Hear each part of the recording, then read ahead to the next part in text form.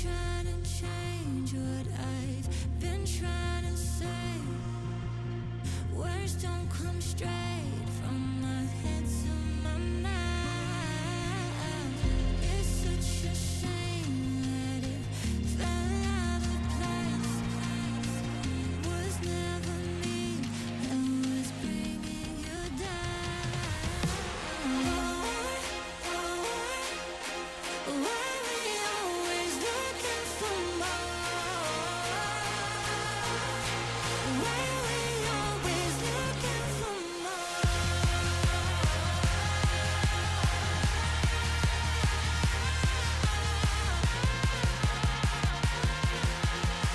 we always looking for more? Always looking for more. Why we always looking for more?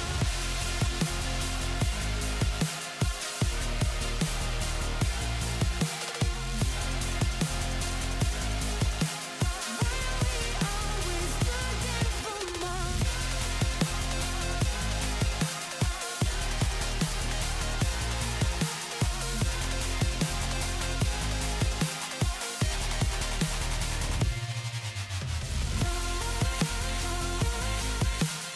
we always looking for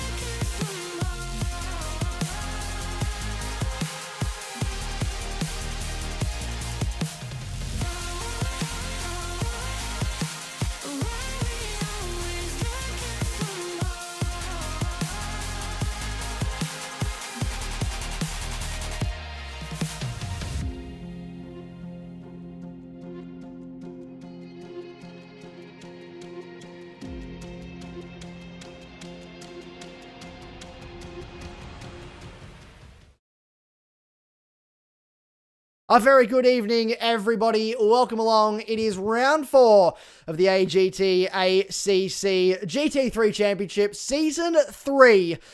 We are here tonight at Watkins Glen for two 30-minute sprint races. This course, of course, this circuit, of course, was the place where we had our inaugural AGT solo driver enduro, 2 hours of the Glen.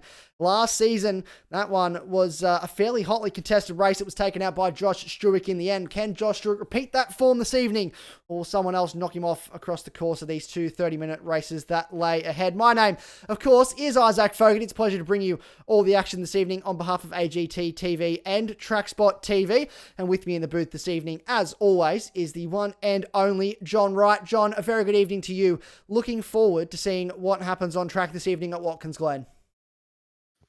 Indeed. Good evening, Isaac. Thank you very much. Good evening, folks. I hope you're all doing well, or good morning to anyone in the same hemisphere as me. Yeah, absolutely, quite literally on the edge of my seat, physically here, waiting on this one to start. AGT do racing better than anyone on console, and certainly Watkins Glen. This track holds a very special place in my heart. I absolutely love this course. It makes you feel like a race driver. Even if you're as talentless as I am, it really is an absolute wonder that's been on the go since 1956. And again, before George Cook or anyone else chips in, that was decades before I was born, so we'll have less of it from the cheap seats. But yeah, it promises to be an absolute cracker here tonight. And not only that, Isaac, we get 2 races tonight. Huzzah!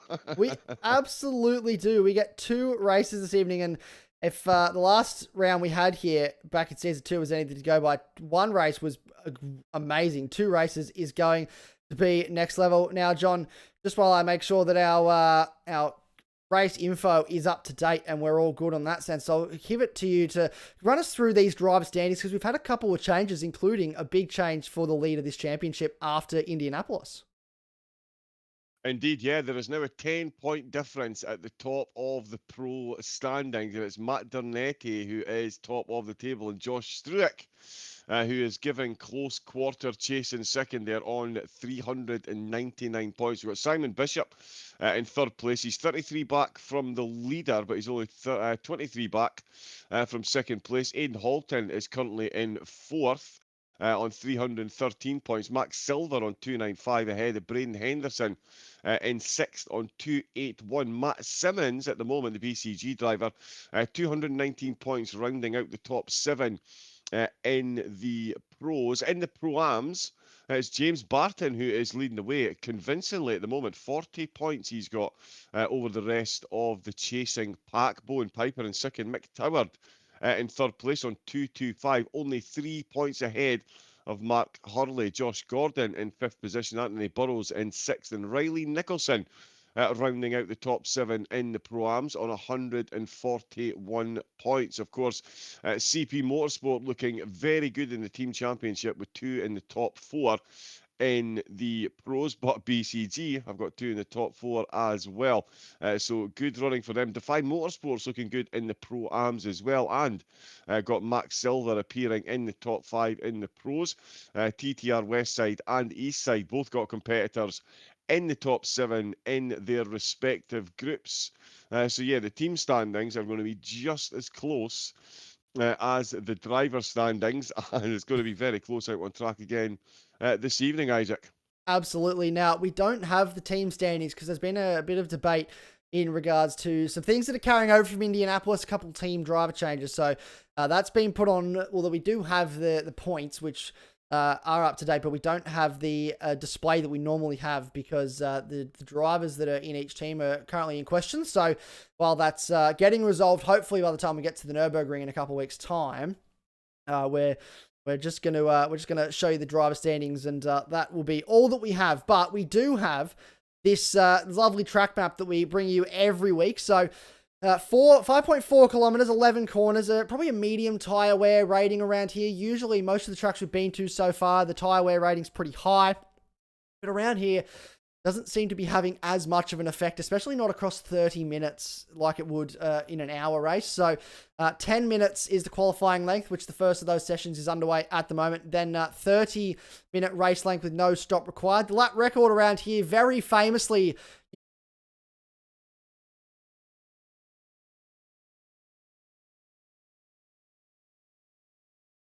in the top 10 shootout last year. And will we see that broken this evening? I think we're going to find out. Yeah, it's going to be pretty close as well. I mean, I've got a sneak peek into qualifying at the moment. They're already pretty close to that. I would say the track temperature might have a bit of a bearing. It is a bit high at the moment, 35 degrees. That is certainly not optimum for getting the most pace out of the cars around this course. They're looking for something. The max temperature you want for a good lap around here is going to be in the mid-20s. We're currently up at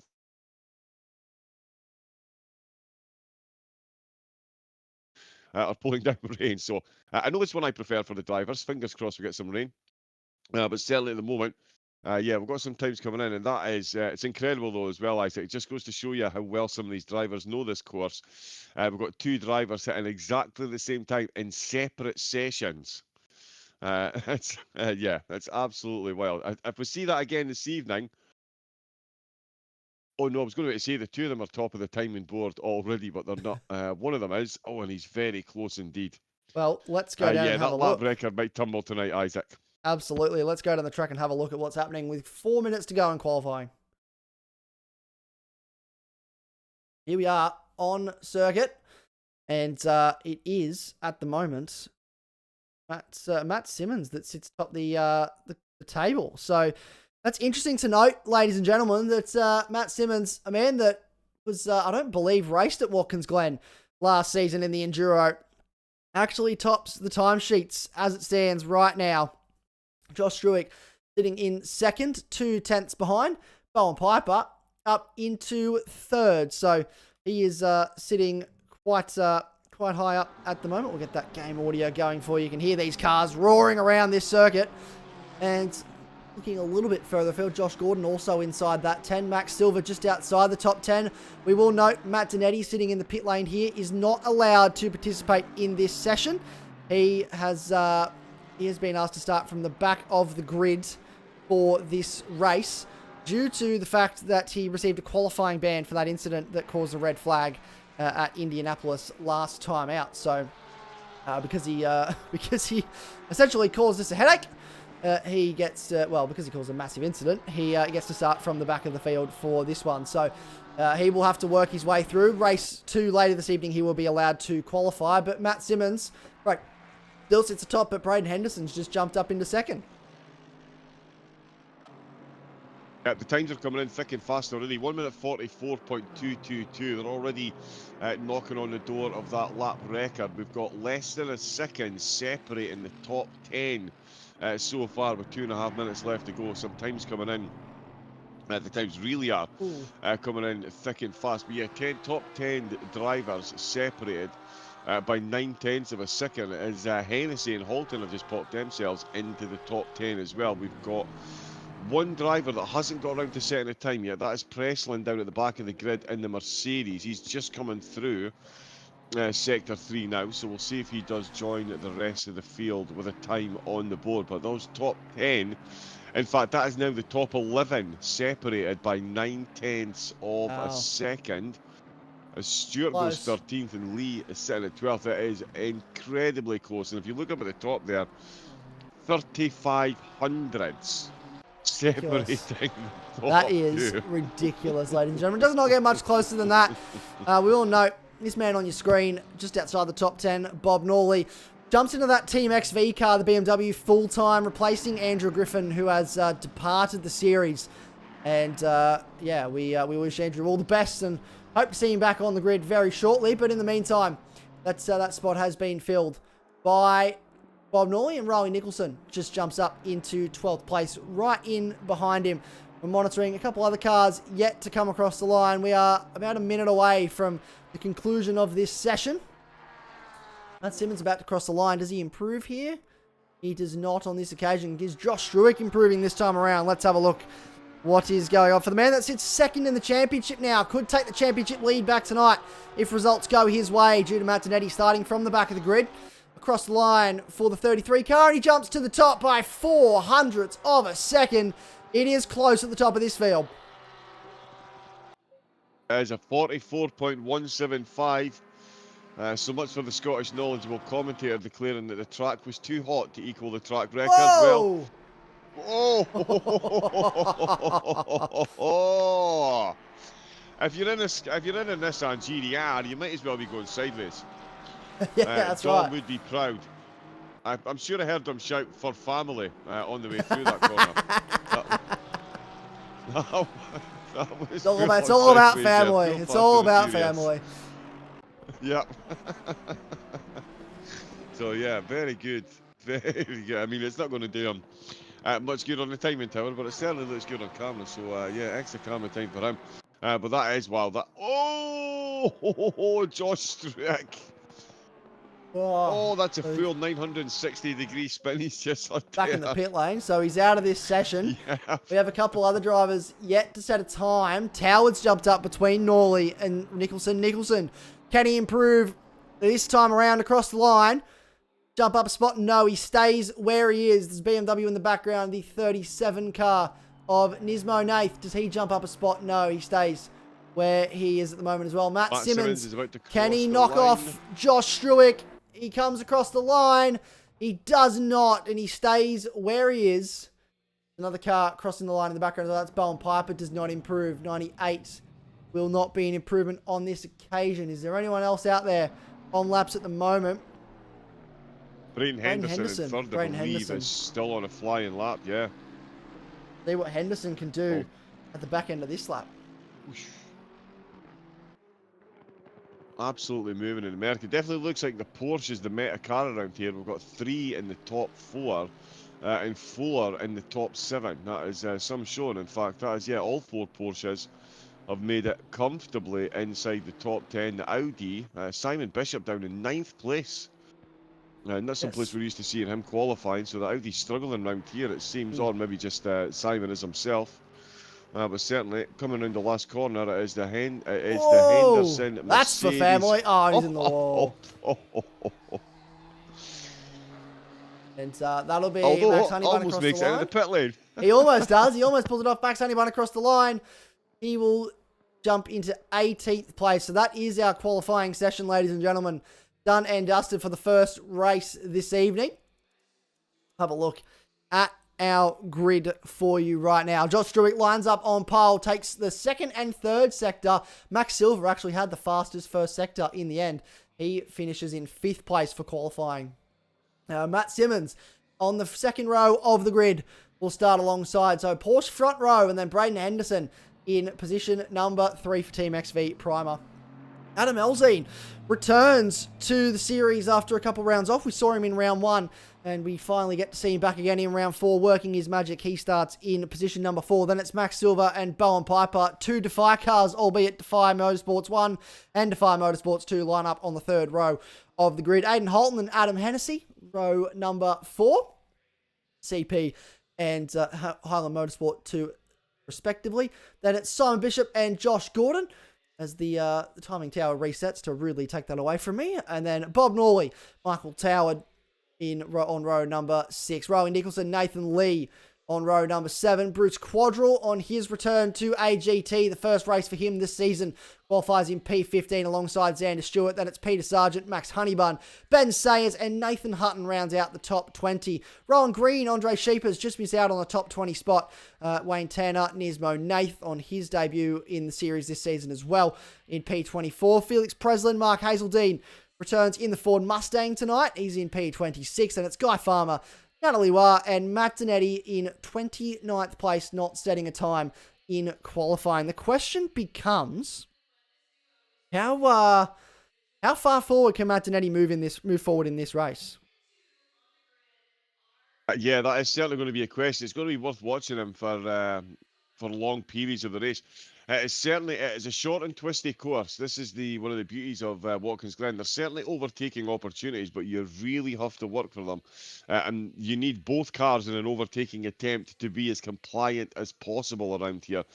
So we'll see where Donetti can make up places. Of course, he will be back in qualifying for race number 2, but he's still going to be looking to bring home as many points in race number 1 as he can, and he is going to have to hard charge his way through the field because he is going to be a long way back. He is basically, well, yeah, he's at the back of the grid. He's got a long way to go to even get any place near the top 15, and then he's going to need to start putting in overtakes on cars that are objectively quicker than the one that he is currently driving here on this course. Audi, of course, being treated to 18 kilograms of ballast here to balance things out. The only car with more than that is the Aston Martin, 22 kilograms. So we'll see what he can do in that Audi. It's going to be quite the race from his point of view. Where will Donetti finish in the race? I'm going to go top 10. Oh yeah, that's the there we go. That's the question. You get your votes in, folks. Where will Matt Donetti finish? The options are top 10, top 5, a podium, or a win. A win might be pretty far-fetched, but again, it's Matt Donetti. You never know what he could do here this evening. We are not too far away from a race start. The warm-up lap will get underway very, very shortly. The 30-second signal has been given for our drivers to make sure they are on the grid and they do not start from the pit lane. As it stands at the moment, I believe we are meeting our times. We are race 1, scheduled to get underway at 8 p.m. Australian Eastern Daylight Time, and we are currently at 7:58, so we should be just a little bit outside of that for this half-an-hour race. And hopefully, in the short break, we should be able to have a chat to our race 1 winner, whoever that may be, followed by a second qualifying session, race 2, and then our post-race interviews as per normal. And look, it's an exciting prospect this evening for how far forward Matt Donetti can move. We are now underway on our formation lap. And there is our pole sitter, the man looking to take back the lead in this championship. He held it for the first 2 rounds, lost it last time out after Matt Donetti secured the race victory following the red flag and the race restart. And Simon Bishop came home in second to make it a BCG 1 first and second. So cars 1 and 2 finished first and second respectively. Can Josh Struick upset that momentum that BCG have had tonight? Simon Bishop struggling in qualifying. Matt Donetti obviously starting from the back, but Simon Bishop, I'm being told that is his raw pace. He is probably struggling a little bit here tonight in this Audi. So he is human after all. There is hope for us all yet. Thank you, sim racing gods. Yeah, it's surprising to see Simon. I mean, outside the top 5, this is a competitive field, as we saw up at the top. Pole position was separated by 3,500s until Struick found 700s to go 400s. in the lead. Those are the finest of fine margins, and certainly the Porsche is looking good around here. I would say the Audi as well. Well, we'll see what kind of pace, because I did see that in practice, Dernetti was slightly quicker than Bishop, but not by much. He was only about a tenth quicker. So I don't think the Audi is the best car around here. Again, we've got 3 Porsches in the top 4. I think that speaks absolutely volumes for how quick and nimble this little thing is. Yeah, Herbie would be eternally proud the way the Volkswagen Beetle is performing around here in New York. So we'll see how they got on. But yeah, certainly Bishop. He struggled in qualifying. We'll see what he's got in race pace though, because it's not always about the pace, as you and I well know, Isaac. Consistency can do great things, or can bring you great things when you're in a race car. So we'll see. Oh, everyone just disappearing for a second. There we go. But yeah, so we'll see what he can actually do in the race. He's going to have his work cut out for him getting into that top 5. But certainly, if anyone can, I would not be betting against Simon Bishop ever for anything. Even if he does qualify outside the top 5, you're still going to find me hard pushed to bet against him finishing on the podium. No, never bet against Simon Bishop. That is a terrible idea. He's a seasoned operator. He knows how to make it up, and if he's struggling, I did hear whisperings earlier in the week that the Audi struggles in qualifying pace, but it feels wonderful in race trim. So we'll wait and see. G'day to everybody watching. It's lovely to see you getting involved in the chat. Make sure you vote in our poll as well. Where will Matt Donetti finish? He starts at the back of the field. Where is he? Let's find him on our screens, ladies and gentlemen. All the way down here. There he is at the bottom of the field. He's trying to sort himself out as to where he's going to sit in this race. Doesn't want to be out of position on this start. A couple of guys need to hurry up to make sure they're in position. But we are not too far away from a race start. Josh Struick will lead the field down the front straight. Reminisce what was the case at Watkins Glen last season. Same round. It was round 4, actually. We had a Watkins Glen. We went bowling at the Glen for 2 hours. Josh Struick, Simon Bishop set the exact same time in the shootout to start on pole. This evening, Josh Struick, he got his time all to himself. He gets pole position all on his own. Here we are, green. We are away, and there's a car in the pit lane straight away here at the start. But Josh Struick, a wonderful start down to the first corner. Braden Henderson looking to defend that P3 up the inside. A little bit of a touch-up with Matt Simmons on exit. And this has been great for Josh Struick. He's been able to skip away. Adam Elzine around the outside of Henderson up towards the hill, the bus stop for the first time. Getting close to that wall. They are squeezing each other down this back straight. You don't want to get too aggressive at the race start. You do want to try and hold position though, but no one will want to be fenced at all. Through the bus stop for the first time. Bold to go side by side here, the two of them, and they sort it out eventually in favour of Braden Henderson. Everyone crossing the first sector now, sorting out those positions. And it is Josh Struick that leads the way from from Matt Simmons. Sorry, I'm looking at the top of my screen. Adam Elzine in 4, so it is actually Braden Henderson that is ahead in the end. And Aiden Holton right in behind. Max Silver also off to a good start, battling away with his teammate, his Defy Motorsports teammate, who Simon Bishop also trying to get involved in this one, but everyone seems to have gotten through off the start. Yeah, good clean start for the entire field, and a good clean start for Matt Donetti. He made up 6 places before turn 1. Absolutely rocketed through the field. He's up to 20th.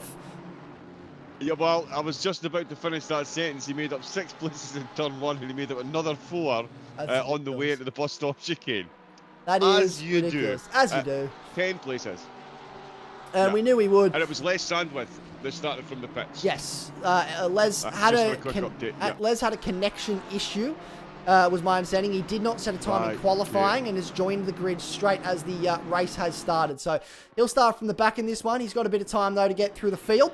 And he'll get to go again for race 2 later on this evening. So plenty of time to continue moving forward. Where is Matt Donetti? Here he is in 20th position. He's got Sheppers and Stewart battling in front. He wants to try and thread the needle. Oh, right up the back of Sheppers. Goes to the outside. He will sweep past the Defy Motorsports Mercedes. And now lines up the GR Racing, the Grimace Racing McLaren here. Get that McLaren some screen time for George Cook. That'll keep the boss man happy, won't it? If there's a McLaren on the screen. And then into the bus stop now, side by side with Donetti. That's not something we thought we'd see, but Donetti does get the spot. We'll move ahead of Stewart up into 18th place, and he sets his sights on CP Motorsports' Nathan Hutton. He does indeed, yeah. Absolute masterclass so far from Donetti. That's 12 places in a lap and a half. That's not too bad. I mean, I only made 14, Matt. You're slipping a bit, mate. But yeah, no, very good stuff from Matt. Like I say, 6 places before we even got to turn number 1, and then took another one through turn number 1. So he's on an absolutely solid start. Much like the drivers up at the front. I mean, Josh Struick is going to be a very happy driver. He's got himself 8/10 of a second and already clocking the fastest laps of the race out of the front. So absolutely laying down a marker for the rest of the field. Simmons in second, Henderson holding on to third. Simon Bishop, Donetti's teammate, he has made up a position. He got himself past Hennessy to get himself up to 8th place, and he's looking absolutely solid in that Audi. So the drivers ahead will need to be absolutely on rails. And I think Riley Nicholson in 11th position is looking very, very tasty at the moment, but he's got another Aston Martin ahead of him. So there's an Aston v Aston battle just on the edge of the top 10. I think Riley has actually been overtaken. Did he not start in 10th place? I believe he did. I believe Riley started 13th, so he's actually moved up 2 spots 13th. from where he started. There's Matt Donetti. Hello, ladies and gentlemen. He's found his way past Nathan Hutton in that first corner and moved up into 16th place, so he's actually not too far away from the back of the top 15 here. This is damage limitation for the championship leader, really, in this one, having to start from the back of the field. And this should update in just a second. There it goes to say that he is in P16. We'll set after Nathan Lee now. He's trying to avoid, he's used the curbs a little bit, but he's trying to avoid the taller curbs here. The Audi, not a big fan of the curbing at Watkins Glen. He's using a lot of it here, but any of those tall curbs he really needs to try and avoid. He does, yeah. He needs to try and avoid pretty much everything except fast, consistent laps here. And he's consistently making overtakes in this opening stage. Oh no, sorry, I thought Bishop had just dropped a spot there. But no, it was just times coming through. Bishop was still in 8th place. But Donetti is absolutely gunning for this top 15 spot. He's got Lee and Tower directly ahead of him, and he keeps on catching these cars in packs of 2. And there we go. As he heads up the hill, he's going to pop this one up the inside. Plenty of room left by Lee there. Sorry, more than generous with the amount of room. But again, it's one of these when you realise that someone, if you're running in the midfield, greatest of respect to these drivers, they're all quicker than me. Let's just make that abundantly clear. They are all quicker than me. But we all know if Matt Donetti is looming in your rear view mirror, have a bit of fun for a couple of corners, but get out the man's way and run your own race. There's no point in getting held up in battles that you don't necessarily need to. So all fun and games. I've done it myself. I've raced some of these quicker drivers as they're coming through the field. You watch them perform a marvellous overtake on you, and then you let them run off into the distance and hopefully catch their slipstream. And that's certainly what a couple of drivers are going to try to do today. Donetti up to 15th place, and he's got a couple of Aston Martins and then another GDR just ahead of him. It's Toward and Sargent in those Astons, and Riley Nicholson is very soon going to be coming into focus for Mr. Donetti as he flies through the bus stop chicane once again. One of the cars ahead, just kicking up some dust, but it's been an absolutely solid start from him. What will be 3 laps in, and he's overtaken half the field already. That's oh no, is that a penalty? Oh, it is, and I believe that's that's because he's come into the lane already, possibly for damage repair, and as a result has sped on the entry, which is so easy to do here. You can see there the entry line. Oh, Sayers in 25th position is was that Sayers? Oh no, it was Breslin, sorry. Breslin in 22nd just had a monumental moment on the curbs here. He managed to keep it between the Mayo and the Mustard. A couple of cars behind him have got themselves bogged up. Oh, and that is Green and Sayers actually making a bit of contact going through turn 11, I believe. Yep, turn 11, just coming out the bottom of the boot complex, as it is affectionately known. Yeah, so all changed there, and they all, as I say, they all kind of checked up a bit because of Preslin's Mercedes. He has lost the spot to Norley. Ben Sayers is now in the middle of this little pack. He's got Tanner behind him and Green ahead of him. But yeah, that was a big, big wobble for them. Oh, and that's two of the cars Getting close coming to out that the wall. last corner. Yeah, you cannot be hitting that wall too often, Isaac, as you and I'm sure both all fine well know. I do. I've lost a fair bit of aerodynamics to that wall in the past. It's not my favourite piece of wall in motorsport, and that's for sure. But yeah, a couple of drivers finding out the hard way early doors. Yeah, your aerodynamics will suffer if you hit that thing too many times, as we're still watching Dernetti carving his way through the field, as Josh Struick has now got a 1.3 second lead, Isaac. He is absolutely flying out with the front there. He is running away with it at the moment. You've just tuned in. Good evening. If you're wondering why Matt Zanetti is in 15th place, don't worry. He didn't have a crash. He didn't make a mistake. He had to start from the back of the grid. He's trying to size up a move on Mick Toward here at the moment. Nathan Lee wants to have a little bit of revenge on Matt Zanetti. He's starting to get to the point now where he's getting further forward to the front of the field. Drivers are going to fight a lot harder for position than you would find at the back of the field. He's going to have to work harder for these. The stop-go cleared for Mark Hazeldine. He rolls out of the pits and will continue on his way. Does not get given another one, so he is able to get the pit entry correct on that occasion. See here, Zanetti, he's putting the pressure on Toward. He's just not able to find a way past. And this is the thing, as we just touched on. As you get further towards the front of this field, drivers are going to start to get their elbows out a little bit more. Defend positions. The points are higher. The positions are worth more. He's going to have to start to work for it. And 20 minutes in this race, so we're not even 10 minutes into this race, and he's halfway through the field. So he's made up half the positions he needs to already. But you have to feel like, John, it's only going to get more difficult from here. We probably won't see him move all the way through the field. He won't do the first challenge, but Oh, and he's got it done on the way out.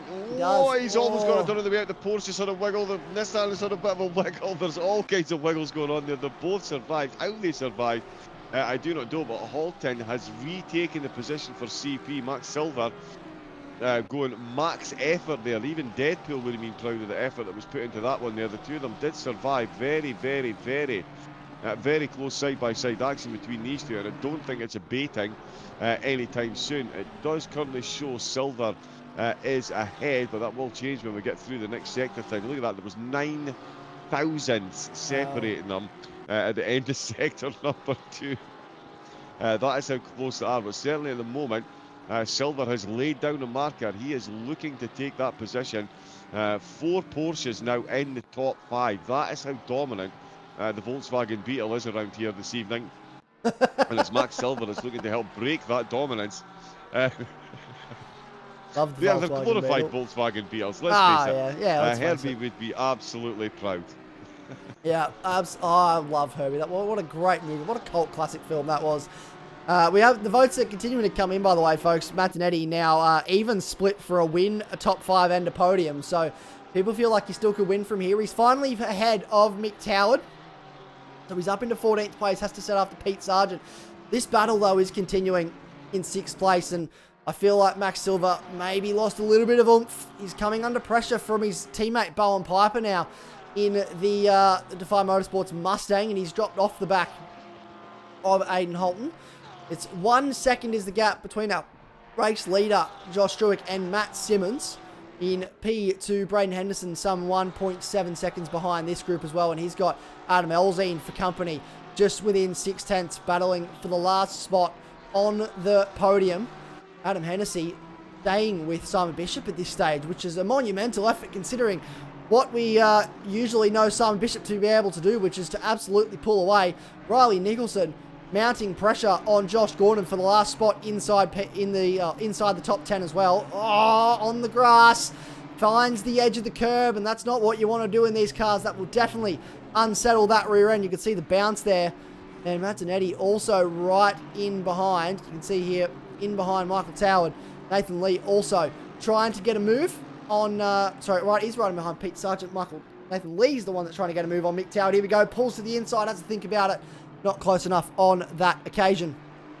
See in the background as well, Nismo Nath. It's all happening here, folks. Yeah, just a quick update. I've been kicked out of the server. I will rejoin, but before I did, Preslin came into the garage into pit lane. He had a lot of damage, Oh. and there's also a battle going on down in 19th. I think Shepherd's. Yes, Shepherd's has got his way past Xander Stewart. Those two went side by side for a few corners, and Shepherd's has come out on top. He's got himself up to 19th position. Sorry, Shepherd's is up to 18th ahead of Stuart Presland in the pits for damage, and I will jump myself back into the server any second now. So we are watching at the moment on our screen Bob Norley trying to find a way past Nismo Nath. Obviously, Bob Norley stepping into that Team XV seat full time for the remainder of the season, replacing the departing Andrew Griffin. And he is putting pressure on Nismo Nath at the moment, the two BMW drivers. Nismo Nath filling in this evening for, I believe it is, I'm going to work out who it is that on my notes. It is Full Throttle Motorsports. So yeah, oh, here we go. Bob Norley Hennessy thought about third. it. Oh, sorry, Hennessy, no, you go. Yeah, no, Hennessy was completely sideways there through the bus stop chicane. He looks like he's got very little grip in that Ferrari. How he managed to hold on to that, I have absolutely no idea, but he was full sideways there just as I rejoined. The positions are still confirming for me, but yeah, this battle that we've got on screen was Nismo Nath, Norley, and Max Honeybun. That is, yeah, an Xander Stewart absolute actually leads barn-burner this between train. the BMWs. It is. Xander Stewart leads this train in the McLaren. Nismo Nath and Bob Norley battling, jostling for position here to try and get past. And Nismo Nath positioning that car just in a way that Norley not able to get past just yet. He's throwing everything at it though. These guys are line astern. Now the 69 car of Guy Farmer into the pit lane. And has actually disappeared, I believe, from the server. I can't see him on track anymore. Oh, into the grass, Nismo Nath. So he's gone wide at the exit of the turn. I believe that's turn 9. In through 10 now. And around the outside goes Bob Norley. And he's had to bide his time getting that one done. But he has finally pulled that move off. Will move up a spot into position number 20. Inside the top 20 now. And it's given Max Honeybun a chance to catch up as well in that Nissan GTR. Matt Donetti up to 13th ahead of Pete Sargent, about half a second behind Bruce Quadrell now. Quadrell going to make that Nissan GTR as wide as he possibly can. Max Silver. Max Silver almost lost it there through the bus stop chicane. He was all over the back of Halton, absolutely pressuring him, looking for the overtake there. And it was Max Silver, the back of his car, that's given up on him. And it's Bowen Piper that could be the main beneficiary here. It's his, Silver's teammate that's catching up in that Mustang. But after that sideways excursion through the bus stop chicane, Silver under all kinds of pressure. And I tell you what, they've invited one Simon Bishop into this battle as well now. So that's Halton, dangerous. Silver, Piper and Bishop, they are separated by 1.2 seconds now. It was just over 2 seconds. So these four have been brought very, very, very close back together. And Jordan and Nicholson in 10th and 11th aren't too far down either. So yeah, the bus stop chicane, well, is it a hot spot or is it a cold spot? The tyres don't seem to be gripping through there, so I think it might be a cold spot. A lot of drivers going sideways, costing themselves a bit of momentum. Ozzy almost puts it into the wall like the last corner. And Max Silver does put it in the wall. And not heavy contact, but a little bit of light contact, rubbing with the wall for Max Silver. Pushing on though. These guys are starting to form a nice little battle pack from Aiden Holton in 5th place all the way down to Simon Bishop. Adam Hennessy not too far off the back of this group either. It sounds like it's all happening up and down this field at the moment. John, the action is aplenty. Oh, it's absolutely thick and fast. That was actually Bowen Piper on his way out with turn number 1. He was just behind Max Silver in the background there. And he absolutely wiggled that rear end in front of Simon Bishop, almost teasing him to catch up there. And Bishop's like, yeah, you know what? I'm going to take a couple more tenths out with that there. So the drivers, again, they're absolutely on it. Oh, and he's gone. Bishop's gone. Simon Bishop is gone. He's made a mistake through the bus stop chicane. He's hit the exit curve on the left-hand side. Oh, dear. And he is now off picking up a coffee and a hot dog from one of the street vendors here in New York, because that is a big stage exit left, and that is a huge tumble down the field. Wow, could we be looking at Matt Dernetti making it into the top 10 at the expense of his teammate Simon Bishop? Got a yellow flag ahead. That is car 48. Michael Toward has stopped. He is not moving, so something has happened to Michael Toward. What exactly has happened, we are not sure. And he will be stationary. Mazzanetti up into 11th. He is only one spot behind the top 10 now. So those of you that voted for the top 10, you are onto something at this stage. 1.5 seconds back on Riley Nicholson, who is battling with Josh Gordon. So this will help Danetti to range up onto this battle. Toward still sitting there. It looks like he's rolling once again. We're going to get a gauge. He is rolling once again. Not entirely sure what the stoppage was for there. Simon Bishop in 15th place.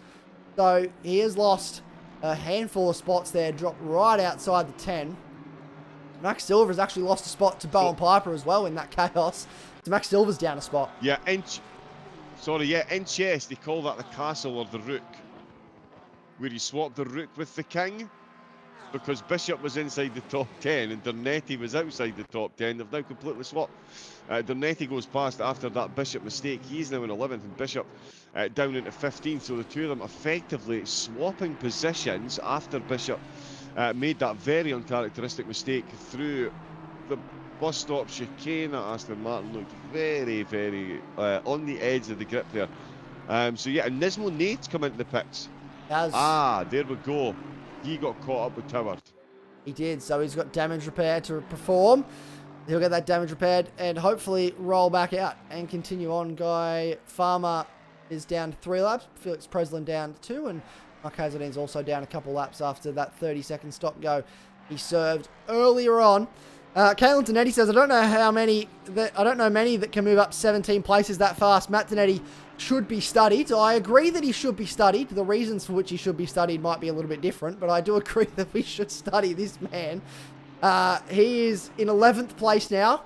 From the back. Oh, big slide for the Audi. He's managed to catch it though and pushes on.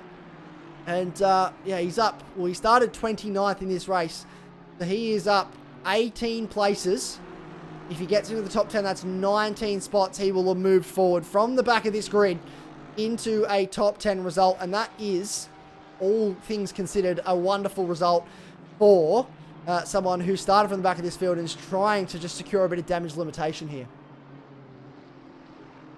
Indeed, yeah. I mean, as far as damage limitation goes, to be currently running ahead of his teammate that qualified in the top 10 after, as you say, starting on the back row of the grid, that is quite the turnaround in points. I'm sure he would have been hoping that Bishop could join him up there in the top 10 to bring home as many points for the team as possible. But at the moment, it is Dernetti who is flying the flag. As we see these Aston Martins ahead, they're going to need to sort themselves out, or Danetti is going to take 2 positions here and just leave these two battling away. Still solidly close up at the front as well. Struik and Simmons up at the top. I've been keeping a close eye on them as well, and they're only separated by 0.6 of a second as we see Dernetti surely lining up an overtake here. It is Nicholson and Gordon that he's got ahead of him. Here, Isaac, and yeah, definitely the quicker out of these 3 at the moment. The Audi might be a bit of a lame duck around Watkins Glen, but certainly not at the hands of Dernetti as he looks. Oh, he thinks about it. They're not close enough. The Aston's in a straight line, getting the job once again, but we do confirm there up at the top. Look how close these two are. Yeah, they've absolutely been reeled on in. a knife edge for the lead at the minute. Matt Simmons has started to pull Josh Struik back in the later stages of this race. So while we keep one eye on what's happening here with Mazzanetti, we also keep an eye on the fact that Matt Simmons and Adam Elzine are both battling for key spots in this race. So 3 key battles happening throughout this field right now. Nathan Lee also battling. Well, he's actually just lost a spot to Simon Bishop. He moves up to 14th. Got a car on the grass there into the lane. That is Nismo Nath serving a drive-through. Car 47, Nathan Hutton, is classed as in the pits as well. Not entirely sure reasoning for that. We will get to the bottom of that, no doubt. Oh, big slide for Riley Nicholson. Can he catch it? No, he can't. Heavy hit into the outside wall for the CP Motorsports car. That is a wounded vehicle. He got on the grass on the run up the top of the hill. That car is rolling, but it will be very, very wounded. Can he get it back without causing a major impact to other drivers? He is crawling at the moment, trying to get that car moving. I think he is struggling. You can see he's fighting the steering wheel to try and get it moving in a straight line. So that does promote Mazzanetti inside the top 10 with only one spot, well, one car in front of him, Josh Gordon. Then it's 3.5 seconds up the road to Adam Hennessy, which you feel may be a tall order, but 9th position for Martinetti could be as high as he goes in this race. 20 places will have been gained if that's where he gets to. We will wait and see. Matt Simmons right in behind our race leader in Josh Struick. Can there be an upset? Josh Struick couldn't get a race win last time out in Indianapolis, sorry. Diamond Bishop and Matt Simmons took the 2 wins in Suzuka, so we haven't seen Josh Struick on the top step of the podium since the first round at Kyalami. Can there be an upset? It's been a fair while between drinks for Josh Struick. January, the end of January is when he last stood on the podium. That was the date of the Kyalami, the season opener. The 1 hour race that it really in the end sort of dominated. And then it's been a bit of a response from BCG since then. Can Matt Simmons throw something at him with just over 6 minutes to go here? Indeed, yes, 6 minutes with 0.6 of a second separating him from his main chasing protagonist here. Struick will be absolutely dialed in. Oh, Elzine, wow. Sorry, Elzine almost lost it through the bus stop chicane. The drivers really don't learn their lesson. Never underestimate the predictability of stupidity. And the drivers do like to hit these hotspots through there. Elzine almost losing the back of that card, but of course, back of the card? Back of the car. Oh, and Gordon loses it. Gordon's lost it through the bus stop chicane. He's made the same mistake as Dernetti's teammate, and that is Dernetti now up to 9th position. Yeah, I'm done. Yeah, forget it. I'm done. There's too much talent on track for me to deal with. I'm going to have a little nap in the corner. Assume the fetal position and sell my steering wheel, quite frankly. It feels a bit like that at times, doesn't it? It's all happening. Yep. Car control required here this evening is a man. Side by side now. Bob Norley and Nathan Lee, we pick up this battle for 14th on the road. Nathan Lee very wide on the entry to the boot. Through the toe now up towards the heel. Can Bob Norley get himself into P14 before this race is over? That would be a wonderful result as well on his on his team debut for Team XV in this BMW. He'd love to be able to move up a spot. His teammate LJ actually up to 24th after starting from the pit lane. So that's a wonderful result for them as well to gain a couple spots in both cars in this race. Simon Bishop 13th on the road as it stands right now. He's managed to sort of get back a couple spots here, but I'm sure he'll be a little bit disappointed with that mistake at the bus stop, no doubt. Again, another race this evening for him to bounce back. Looking at what's happening at the front of this field, the lights flashing in the background. That is Andre Scheppers letting Bob Norley know, I am here and I'd like to get past, but Bob Norley's not probably looking back as much as he is looking forward to the rear bumper of that home. Oh, Silva! What has happened to Max Silva? Massive hit! That is huge damage to the front of the car. And that's through the bus stop as well. So the bus stop claims another victim. And Max Silva, who was in a strong position in P5, will once again fall down the field. And that is Matt Donetti in behind. So Max Silva, you'd think he'll probably try and push on here to the end of this race. Matt Donetti, though, will size up the Defy Motorsports driver. He opens the steering, lets him go. He's not going to fight this one too hard. That is a very wounded Nissan GTR. He's got a fair bit of time, though, to Josh Gordon. A couple of seconds, at least, in hand. 3 seconds back to Josh Gordon. He's going to have to try and push on here, I think, to finish inside this top 10. Yeah, everyone laughs at me for being an old age pensioner and having a bus pass. How many drivers would like a bus pass through the bus stop this evening, I wonder? Terrible joke, I will crack on. Elzine and Henderson are still battling away for this podium, as we can see. The final podium position separated by only 0.3 of a second is Henderson and Elzine. We know that the Porsche is pretty quick around here. The Mercedes have been doing not too bad either. Elzine is going to be quicker through the corners. It's going to be the Mercedes in a straight line, but the corner exit speed of that Mercedes is just all-powerful. Mid-corner speed for the Porsche is absolutely supreme, but the corner exit all belongs to the Mercedes, and at the moment it is the Mercedes that's holding them off. We've got 2:10 separating them into the bus stop chicane. Let's see if they can both survive. Look how close he gets, just not quite close enough though. Everyone holds their breath now as they come through the bus stop. They've survived! Hooray! Hooray! 2 drivers have made it through. Congratulations. Yeah, it has been an absolute hotspot through there, but these two going absolutely hammer and tonk. Oh, Oh, is that a look at the inside? He's gone for it. That's I aggressive. think that's a mistake by Henderson there, and I think and he's made a mistake on the exit, Isaac, and Henderson's coming straight back at him. Yep, around the outside, looks for the move, but running deep in the corner, goes for the switchback, Henderson, but a little bit squirrely on exit. He will lose some pace here, and he's going to size him up on the run down towards the heel. Elzine goes defensive. This is a change for position, folks. Into third. This is something that Elzine's been working at all race. We have 2 minutes remaining. We should get another 2 laps in, including the one they're about to start. Our leaders just coming around to the final corner. Now on the grass for Elzine. He is trying everything he can to remain in front of Henderson, who will throw everything at this, no doubt. He wants the podium just as much as Elzine does. A little bit further down the field. Martinetti 1.9 seconds away from Hennessy now, so he is catching. Don't know if he's catching quick enough. Battle further down the field. Norley actually up into 14th spot now. He's got ahead of Nathan Lee. Sheppers now will size up a move on Lee. Try and get ahead in this field. Any other battles happening further down this field? Sayers with a little bit of damage. Trying to chase after Towel, who also carries damage. A few wounded cars out there. And most of those coming as a result of the bus stop and then falling victim to that. This is Bowen Piper putting pressure on Aiden Holton. So this is starting to take place. We're looking, through the bus stop. There's contact into the wall for Adam Elzine. Massive hit with Braden Henderson. And Aiden Holton also through the bus stop. Braden Henderson across the road. So there was cars scattered. That's all happening. Across the curb bounces. Does Henderson. He's lost the car. Sorry, that's Holton. He's going to have to spin around and get going. Here comes Matt Donetti through the chaos to gain spots. And he is gifted positions up the field. Where does everybody sit now? I do not know. I think Bowen Piper's on the podium. Adam Elzine's lost spots. Braden Henderson's lost spots as well. You can see Henderson in front. We'll get a correction here, folks, on just exactly where everyone sits. Bowen Piper does move up to third. Adam Hennessy sits in fourth.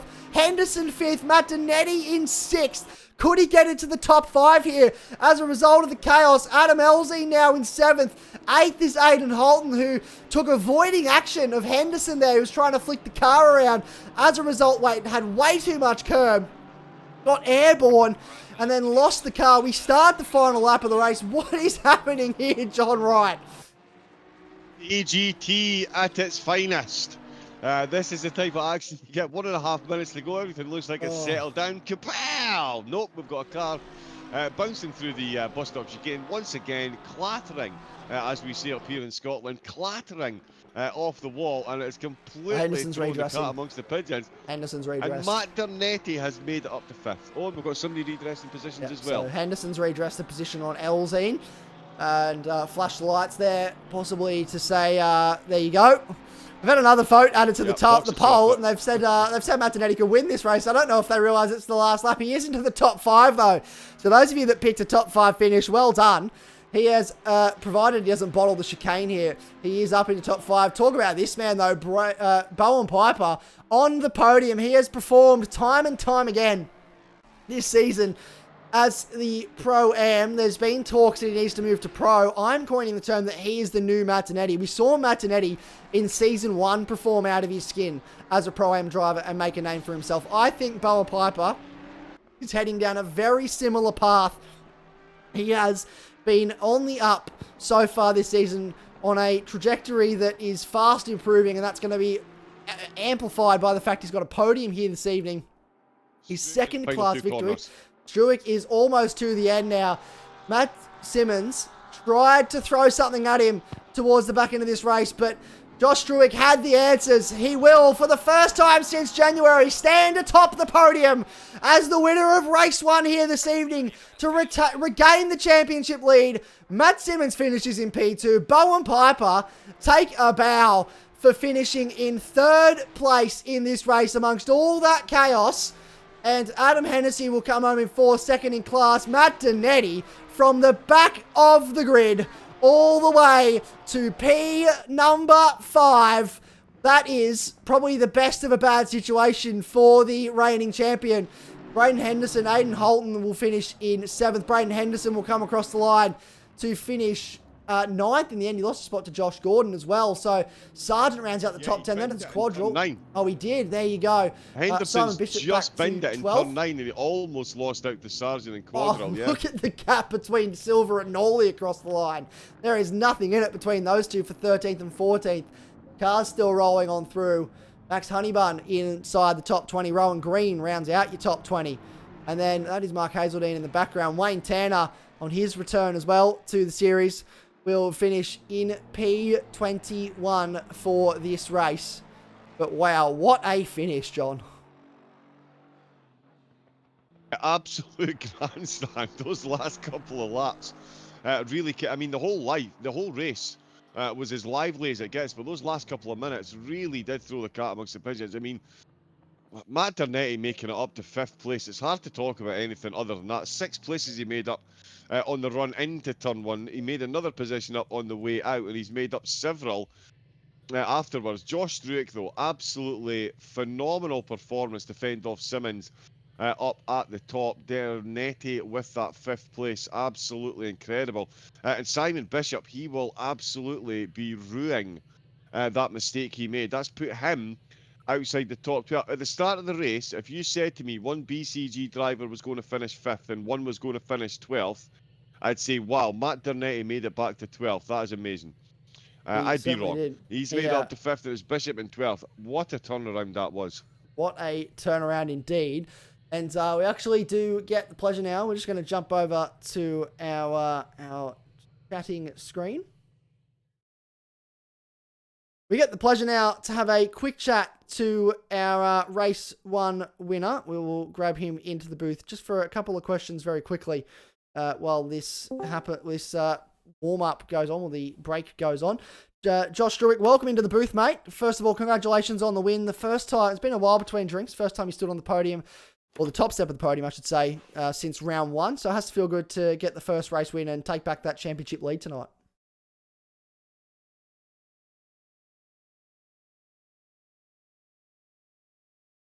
We're very happy with the car. Yeah, just generally, car was good, except for the tyre wear. It was a bit sketchy in the middle of the race. We saw a few drivers making mistakes at the bus stop. Did you feel a bit loose coming through there yourself, or was the car sort of planted towards the end? Well, at the start it was pretty planted, but with how much weight's over the rear in the Porsche, like the rear tires are taking a beating, and like towards the end of the race, every lap the rear was just sliding through there, like through the middle of it. So it was a bit unnerving sometimes, but generally it was controllable enough that I was able to keep it pretty safe. Yeah, well, look, it looked fairly controlled from our perspective, and pretty good from your point of view, it seems as well. Hopefully you can get the car tuned up and go again in race number 2. We won't keep you any longer, mate. So congratulations and good luck for race 2 tonight. We look forward to seeing how you go. All right, thank you. Josh Struick, just a nice quick chat there, getting ready for race number 2. John, we're going to take a quick break. We'll be back very soon, so don't go anywhere, folks. Grab a drink and stay tuned, because we have race 2 and the qualifying for race 2 coming right up.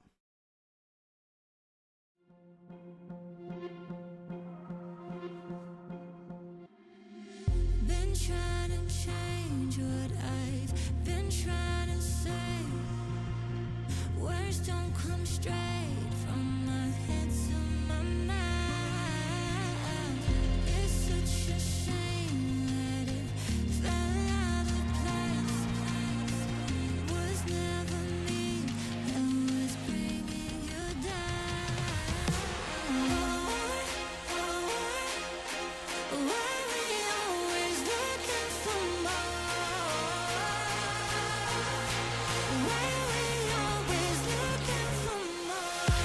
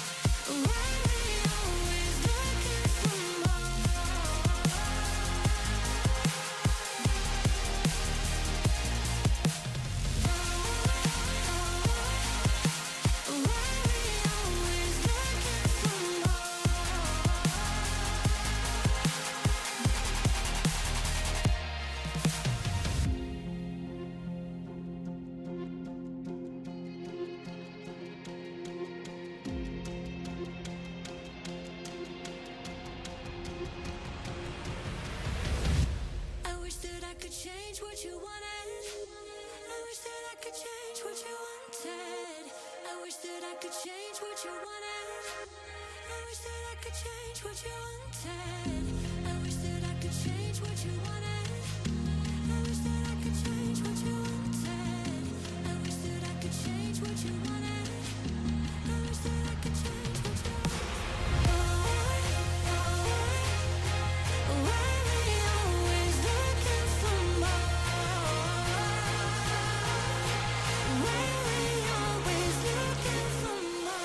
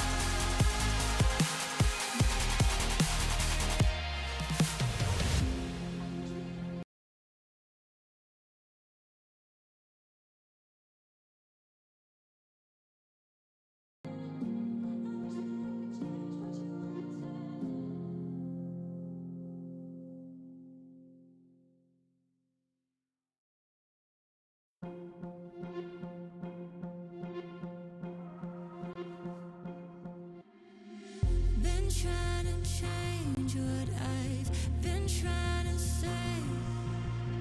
Words don't come straight from my head to my mouth. It's such a shame that it fell out of place.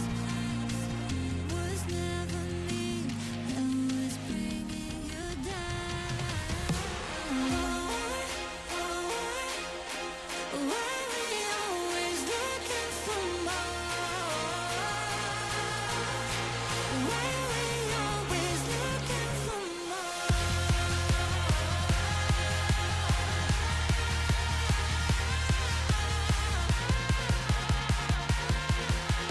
Why we always looking for more? Welcome back, ladies and gentlemen. We are straight into the last 5 minutes of qualifying two. We had a nice little break there, and now we're getting back into things, straight on track for the second qualifying session of the evening.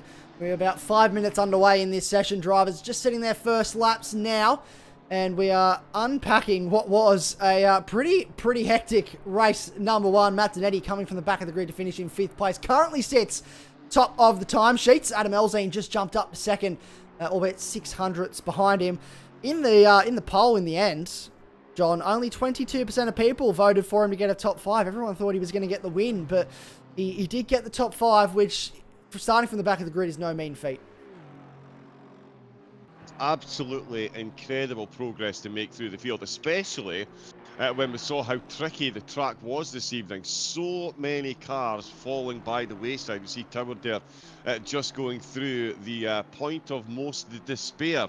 I think we can now call that bus stop. It's certainly kept itself a few mementos from some of the drivers. Some plenty of body panels have been left strewn through there. So it is, yeah, I get absolutely no mean feat over the 30 minutes to make up that many places with the track running the way it was. It'll be interesting to see what he can now do in qualifying, although I do think it's going to be the Meta Porsches that we see up at the top of the field again. I'll be interested to see actually the battle between Bishop and Dernetti, the two teammates in those in the same car. It'll be interesting to see who gets the inter-team bragging rights out of the two of them. Bishop, though, you feel he's going to have a point to prove after that race number 1.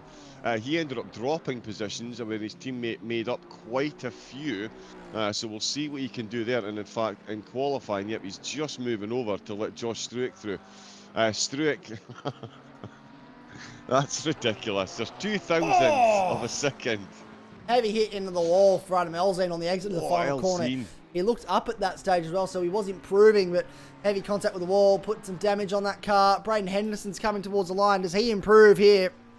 He does, but he's some 19 seconds away, so that was not a push lap for him at all. Adam Elzine leaving the pits now. Max Silver, there he is on track. I believe Matt Donetti is just in front of him. He is. Where is the 33 car of Josh Struick?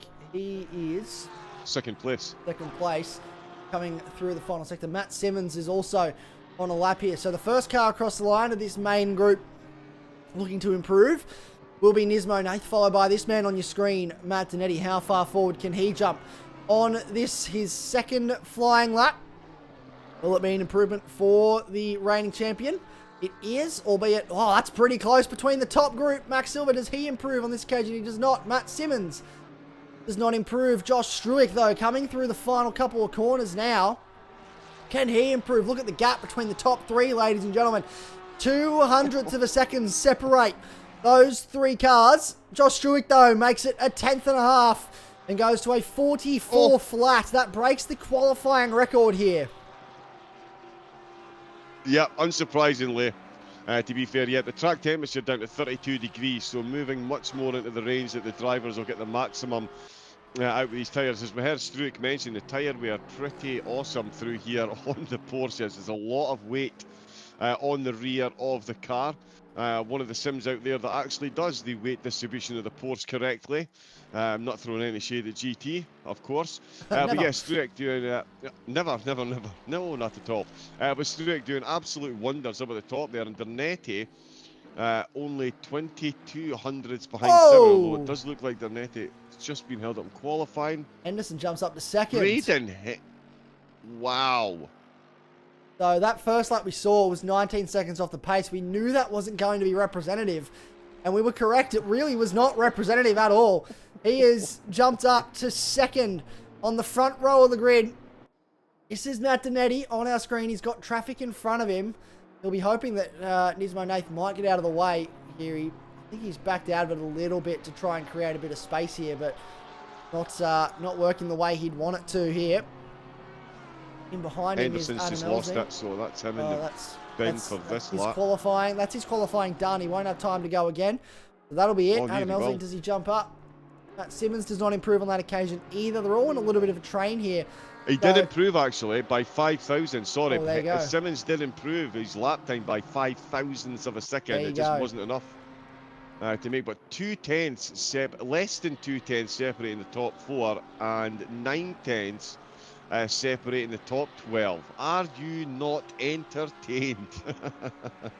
That's it, isn't it? Are you not entertained at all, folks? Let us know what you're thinking of the action this evening so far. Rowan Green across the line. Does he improve on this occasion? He does not. Car 82, that is Bob Norley about to cross the line. Can he improve here? He can, up a spot within a second, sorry. So that's the top 15 cars within a second at the moment. Car 53 has just crossed the line, and he jumps up as well. A couple of handful of spots there. Car 66 also just crossed the line. 115, Sanders Stewart also crossing the line. The next car to cross the line, having a look for you folks, will be Felix Breslin through the final corner. Does he improve on this occasion? Up any positions? Does not. And we now have... Oh, I've hit drive. I didn't do that.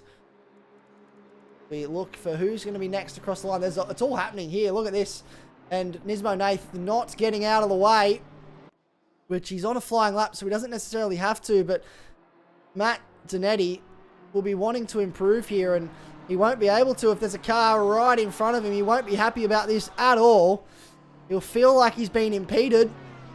And coming to the line, I don't know if it's going to be an improvement here for Matt Donetti. He pulls all the way out to the side, across the line, and he's backed right off, so he won't actually improve on this occasion.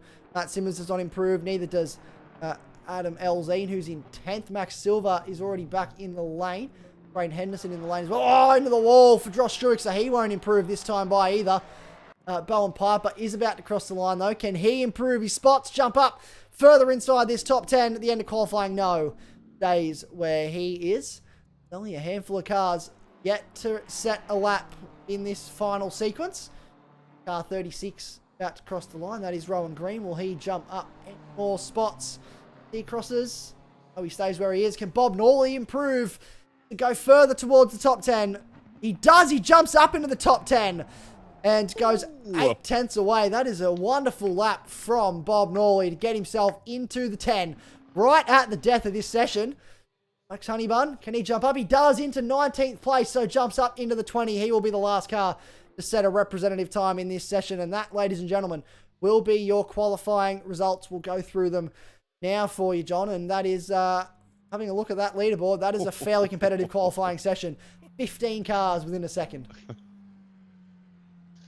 I mean, fairly competitive has got to be the gargantuan understatement of the century there. We've got less than 2/10, a 1/10 and 3/4 separating the top 4. We've got 9.5 tenths of a second separating the top 15.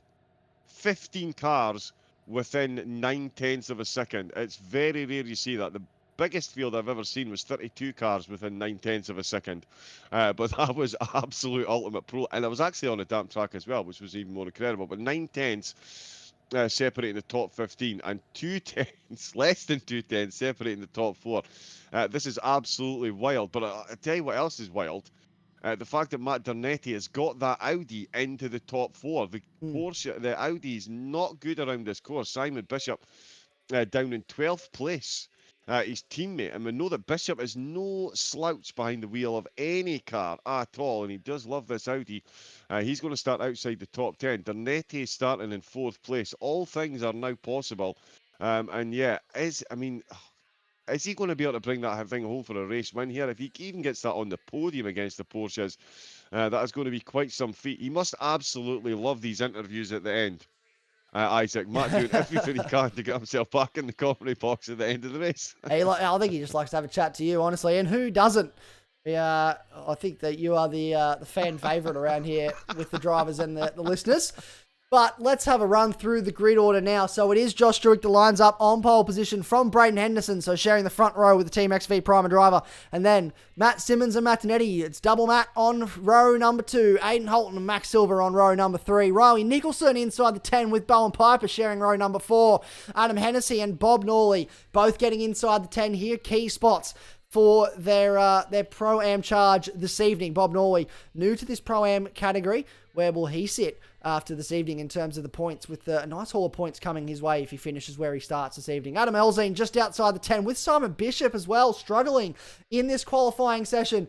He is in position number 12, showing the 6th row of the grid. Josh Gordon and Pete Sargent, row number 7. Mick Toward, and Nathan Lee on row number 8. Les Sandwith gets to qualify this time around, starts in 17th alongside Bruce Quadrell. And then it's Max Honeybun and Xander Stewart inside that top 20. Andre Sheepers and Bren Sayers just missing out on the 20, sorry. They're starting on row number 11. Then it's Nismo Nath, Rowan Green on row number 12. Wayne Tanner and Felix Preslin in 25th and 26th. Mark Hazeldine and Guy Farmer in 27th and 28th. Natalie Wah not setting a time in qualifying, and Nathan Hutton, I believe, has retired from the race this evening. We'll not see him again.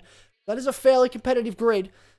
Looking at the times overall, so 1 second separating the top 15 cars, and you have to get to 22nd place before we go outside 2 seconds. It is competitive out there. The question is, John, how are these tyres going to hold up this evening? Yes, indeed, that is going to be the big question. Although I think, it's going to be marginally better than race number 1, given that the track temperature is now below 30 degrees. And that is an important number for the drivers to be under. Those Porsches are going to be even quicker. That tyre wear that Struick mentioned mid-race is certainly going to be a lot less, given the temperature that we are now seeing. It is all important, as a lot of people do say, and myself included. The ACC is more of a tyre pressure simulator than a racing game at some points in time. We'll absolutely love it, but it's definitely a tyre pressure simulator. So it's going to be, wow. Basically, the cars are going to have even more grip come the end of the race. And if you saw what happened at the end of the last race, It really does bode well for the action that we're about to see here at race number 2 from round number 3. It is absolutely incredible. And they are off and running on their warm-up lap. My screen has frozen. There we go. I've got cars on screen. Excellent. I'm back up and running again. I love technology. But yeah, no, this one promises to be better. And the thing is as well, Isaac, will the drivers learn their lesson through the bus stop chicane? Probably not, because they're race drivers. They don't know any better. They will push it to the limits every single time.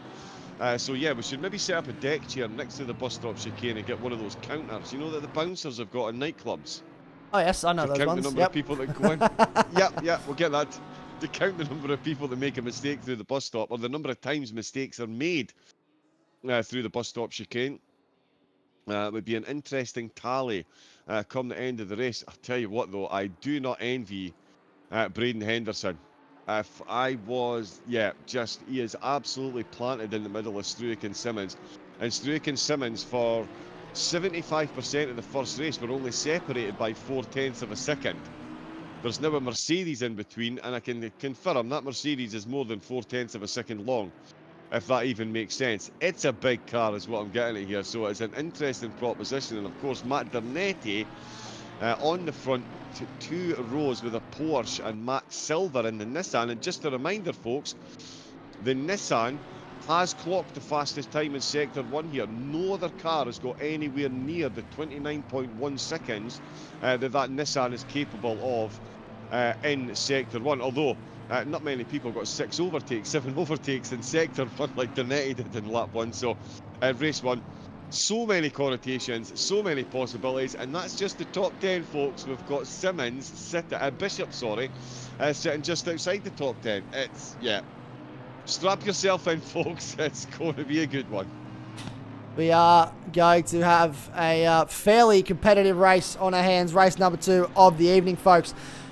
Not too far away from getting started here. We'll have a look at how we're going for time as well. We projected this evening that this race would be starting about 8 minutes ago, but that's okay. We are still running ahead of time certain, which is 9:40 local time. It is currently almost 9 p.m. So we have 40 minutes up our sleeve, which is plenty of time to get a half an hour race in. So do not fear, we will get the full 30 minutes of action coming your way in just a moment's time. They now will start to spread very shortly to 2x2 and get into position. Here we go. They start to sort themselves out into how they will look as they roll down that front straight. Josh Struik back-to-back poles this evening. This is a statement for his championship. Absolutely. With Matt Dernetti having to start from the back in race number 1, he starts a little bit further up the field in P number 4 this time around. How will he go off the start? Keep a very close eye on that number 1 Audi. His teammate Simon Bishop down in 12th place. What can he do from outside the top 10? How many spots can he move up in race trim? All our questions are about to be answered as these 30 or 29 strong field of GT3 cars crawls very slowly, very quietly round the final corner of Watkins Glen, hovering at about 60 k's an hour. They'll speed up to about 70 as they get ready to go racing. They are under starters orders now. When do we get the green flag? We are waiting for race control to give us the go-ahead for race 2 of the evening. We have been told we are away, a drive-through off the start for Nismo Nath, but everyone else gets to go off the start. A great launch for Josh Struik, and Braden Henderson stays with him round the outside. Into turn 1 they go. Side by side was Matt Simmons and Matt Dernetti, but that goes the way of Dernetti off the start. They're all spreading out, trying to find their own bit of racetrack off the start. That is Bowen Piper going side by side with, I believe, Bob Norley it is. At the start of this one, they spread out on the run down towards the bus stop, folks. This could end in tears for someone if they go side by side. Henderson goes side by side with Struik through the bus stop, going for the lead of this race. We try to get to where our leaders are. Here they are. They're still side by side on the exit of the bus stop. Henderson and Struik battling for position. Henderson is going to lead this race, folks. He's going to take the lead of the motor race, but Josh Struik isn't done yet. He's still around the outside as they come into the boot for the first time. He's going to have the inside line for the hairpin coming up. Will he be able to pull that off? He's still there. They have not relented from a side-by-side state since they entered the bus stop some 4 corners ago, about 1.5 kilometres ago. And now it finally gets sorted out. Here comes Matt Simmons up the inside. Matt Donetti as well, having a piece of this to move up into second. And it is gloves off here at the start. It absolutely is over the front. This is what we love to see. There was a big incident. If anyone's wondering why there's a big turnaround in the timing tower, Max Honeyburn unfortunately got caught up in a 7-car incident going into turn number 1, so he's ended up down the field.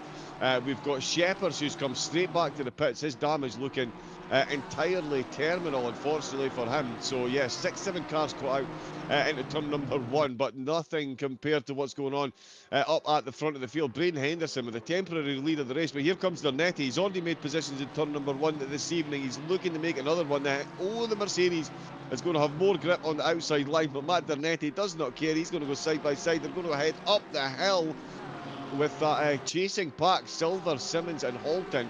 All right on the rear spoiler, and that's Riley Nicholson, who's launched himself up the field as well. He's gone from 11th, that's back-to-back 11th he qualified. He's now up to 7th place, and he's got Halton and Simmons just ahead of him. Simmons in uncharted territory here. He's outside the top 4. It's the first time we've seen him this evening outside the top 4, and he's got a Nissan GTR ahead of him. And I did say the GTR is objectively the quickest car in sector 1 around this course, and Silver has absolutely got that memo. He's got it dialed in, and he is leading second place from race number 1 as Dernetti and Henderson are still absolutely inseparable. Josh Struick is loving what he's seeing in his rear view mirror just now, because the final 2 podium positions are certainly more concerned with one another than they are with him at the moment. He stretched that gap out to just over a second as Henderson, after that phenomenal start, is now fending off Matt multi-position Dernetti, as he has only taken no positions on his opening lap this time. He's slacking. It's just a lack of effort, I think, from Matt on this one. He took 6 positions on lap 1 in the first race, and he's not taking any on this race, Isaac. I think he's washed. You heard the here first. Matt Dernetti. He got one spot. He got one spot, but he's still washed. There's nothing on his 10 spots that he got on lap number 1. Like, what are you doing, Matt? No. Come on, mate. No, come on. Come on. Think it out, mate. Think it out. Let's have some effort here, shall we? Let's actually apply ourselves here if we could. Thanks, folks. No, Matt Donetti up into 3rd place off the start, so did gain 1 spot. Matt Simmons was the driver that he shed the second row of the grid with. It's been a fairly electric start here, ladies and gentlemen. Riley Nicholson leads the Pro-Am class from Bowen Piper. From this man that we're following now, Adam Hennessy, right in behind Adam Elzine. So the battle of the Adams happening in 10th or 9th and 10th place. 15th. Josh Gordon about a second back, 15th place. Bishop's Here we going go. for it. Bishop is so Bishop's actually lost spots off the start here as well, so he's gone back down to 16th. He did start in 12th. He will go past Sayers, who lets him have that. Sayers up into 16th place. This is his best result so far on the road. Hopefully he can continue this. I don't want to jinx him. I probably have, knowing my luck with the commentators. Goes wide into the wall for Wayne Tanner. Massive impact on the exit of the bus stop, and he will lose a handful of spots. There will be massive damage on the front left of that Ford Mustang. You can see there the Kiwi pit lane car now limping. The Nissan GTR of Bruce Quadrille as well in the background, back towards the front of the field. Matt Donetti still all over the back of Braden Henderson. He's actually coming under pressure now from Max Silver a little bit, who's being applied the blowtorch from Aiden Halton. So, not Aiden Halton, sorry, Matt Simmons. That's the man on my screen. I'm looking at too many different names. And Matt Simmons, desperate to get back up a couple more spots. That's Bowen Piper going for a move on Riley Nicholson. So that's a position change in the wall. Aiden Halton, massive impact on the exit of the 9th corner. There is huge damage on that car. I think he's gotten away with it, but that was a heavy impact with the wall. He will be walking wounded for sure. Yep, you absolutely will. That is not what he needs here. Matt Simmons is the driver that I'm keeping an eye on here. He's got 4th position. Still firmly in his sights, of course, by Bowen Piper and Riley Nicholson. Those two have swapped positions again. Nicholson back down to 8th place. He had trended upwards. He has lost the position for the first time in this race, but still running comfortably in the top 10. Struick still comfortably in the lead, with Braden Henderson in second, Matt Dernetti in third, and Matt Silver running in fourth place. But Matt Simmons looking to overturn that position if he can. And of course, the other Audi of Simon Bishop, he has just gone past Xander Stewart. Stewart making a bit of a mistake through turn number 1, ran himself wide. Bishop said, "Thank you very much." And he's put over 2 seconds between them already. Oh, as he's run wide, Xander. Oh, contact. Xander and Sayers have made huge contact. Oh, this could be messy. It is. It could be messy. It is. Xander Stewart. Absolutely massive kit with one of the Aston Martins that was towered that he's had huge contact with at the bus stop. There is multiple flags out, and there's more battles going on further up in this field. As a result, the bottleneck, Max Honeybun, is one of those cars, I believe, that trying to find car 66. There he is. Still rolling, and look at all this. The drama now as cars sort themselves out, but that was a huge hit that we jump back to. Xander Stewart gets rolling again. Where is Mick Toward? He is rolling as well, and that is heartbreaking stuff for the TTR Westside driver. It's never something you want to see. The awkward position that Xander Stewart was in, and he tried to roll to get out of the way, and unfortunately has rolled straight into oncoming traffic, and that is, I'm sure, something the stewards will have to have a look at. But we move on for now. Simon Bishop, golden rule. Yeah, golden rule, hold your brakes. Absolutely. We are not stewards, we are commentators, we get a first look, but hold your brakes. Yeah, so a big penalty, I'd imagine he'll be coming his way, because that was extra contact and carnage caused by his over-enthusiastic returning to the track, or trying to reposition the car.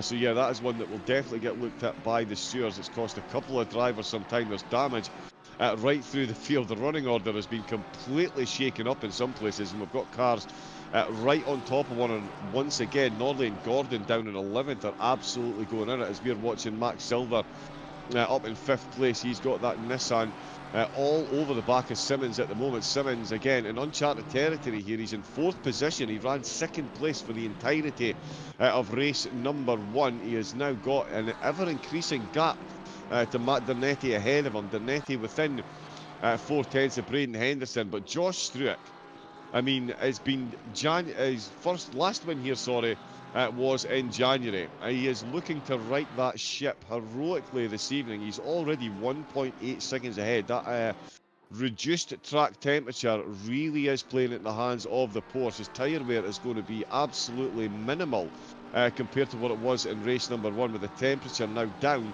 to 28 degrees. We've got a bit more wind this time, but not quite enough to affect them as they're heading out of turn number 1. Maybe a little bit on the way in, but it shouldn't be anything major. But certainly Struick, he's absolutely dialed in. And Henderson and Dernetti, I mean, we saw Henderson and Dernetti, a few drivers giving him a bit of a battle in race number 1. Henderson, he's going full Gandalf here. He's got the, you shall not pass, is what is written on the back of Henderson's car at the moment. And this is going to be a battle right down to the end, and all of it just playing into Josh Struick's hand. I mean, race 1 went perfectly for him. Race 2 has started absolutely phenomenally. Is that, wow, more cars coming into pits here. A lot of runners and riders falling by the wayside after that bus stop incident that we saw, but the field still absolutely jam-packed together in places. There's overtakes likely to occur at absolutely any point in the track. I think Elzine and Nicholson actually are looking pretty close. Nicholson in 8th and Elzine in 9th position. We've seen both of them have some good pace around here. Elzine in the prominent Porsche, shall we say. It's pretty much meta around here at the moment, and he has got Nicholson firmly in his sights, and they've still got Bowen Piper and Aidan Halton just ahead of them as well. So a very, very, very close group just inside the top 10. It is super close at the moment between everyone inside this top 10. Simon Bishop also just got past Les Sandwith off screen and up into 13th place for the BCG 1 driver. Josh Gordon also all over the back of Bob Norley, putting him under immense amounts of pressure. It is happening up and down the field at the moment, folks. We are following along with as many of these stories as possible while the battle continues to unfold. We are 10 minutes through this race. Time flies when you're having fun, doesn't it? It doesn't feel like it's been that long. Matt Dernetti trying his best to size up Braden Henderson for a move here. He is right under. He's not let him go, really. He did get out to about half a second, 6/10, but it sort of didn't really go any further than that. He's reeled him back in. He is pushing Matt Simmons also in the background, chasing after these two to try and get himself onto the podium potentially towards the end of this one. Braden Henderson, he's already lost one podium in the dying stages of race number 1. He lost the podium spot to Adam Elzine.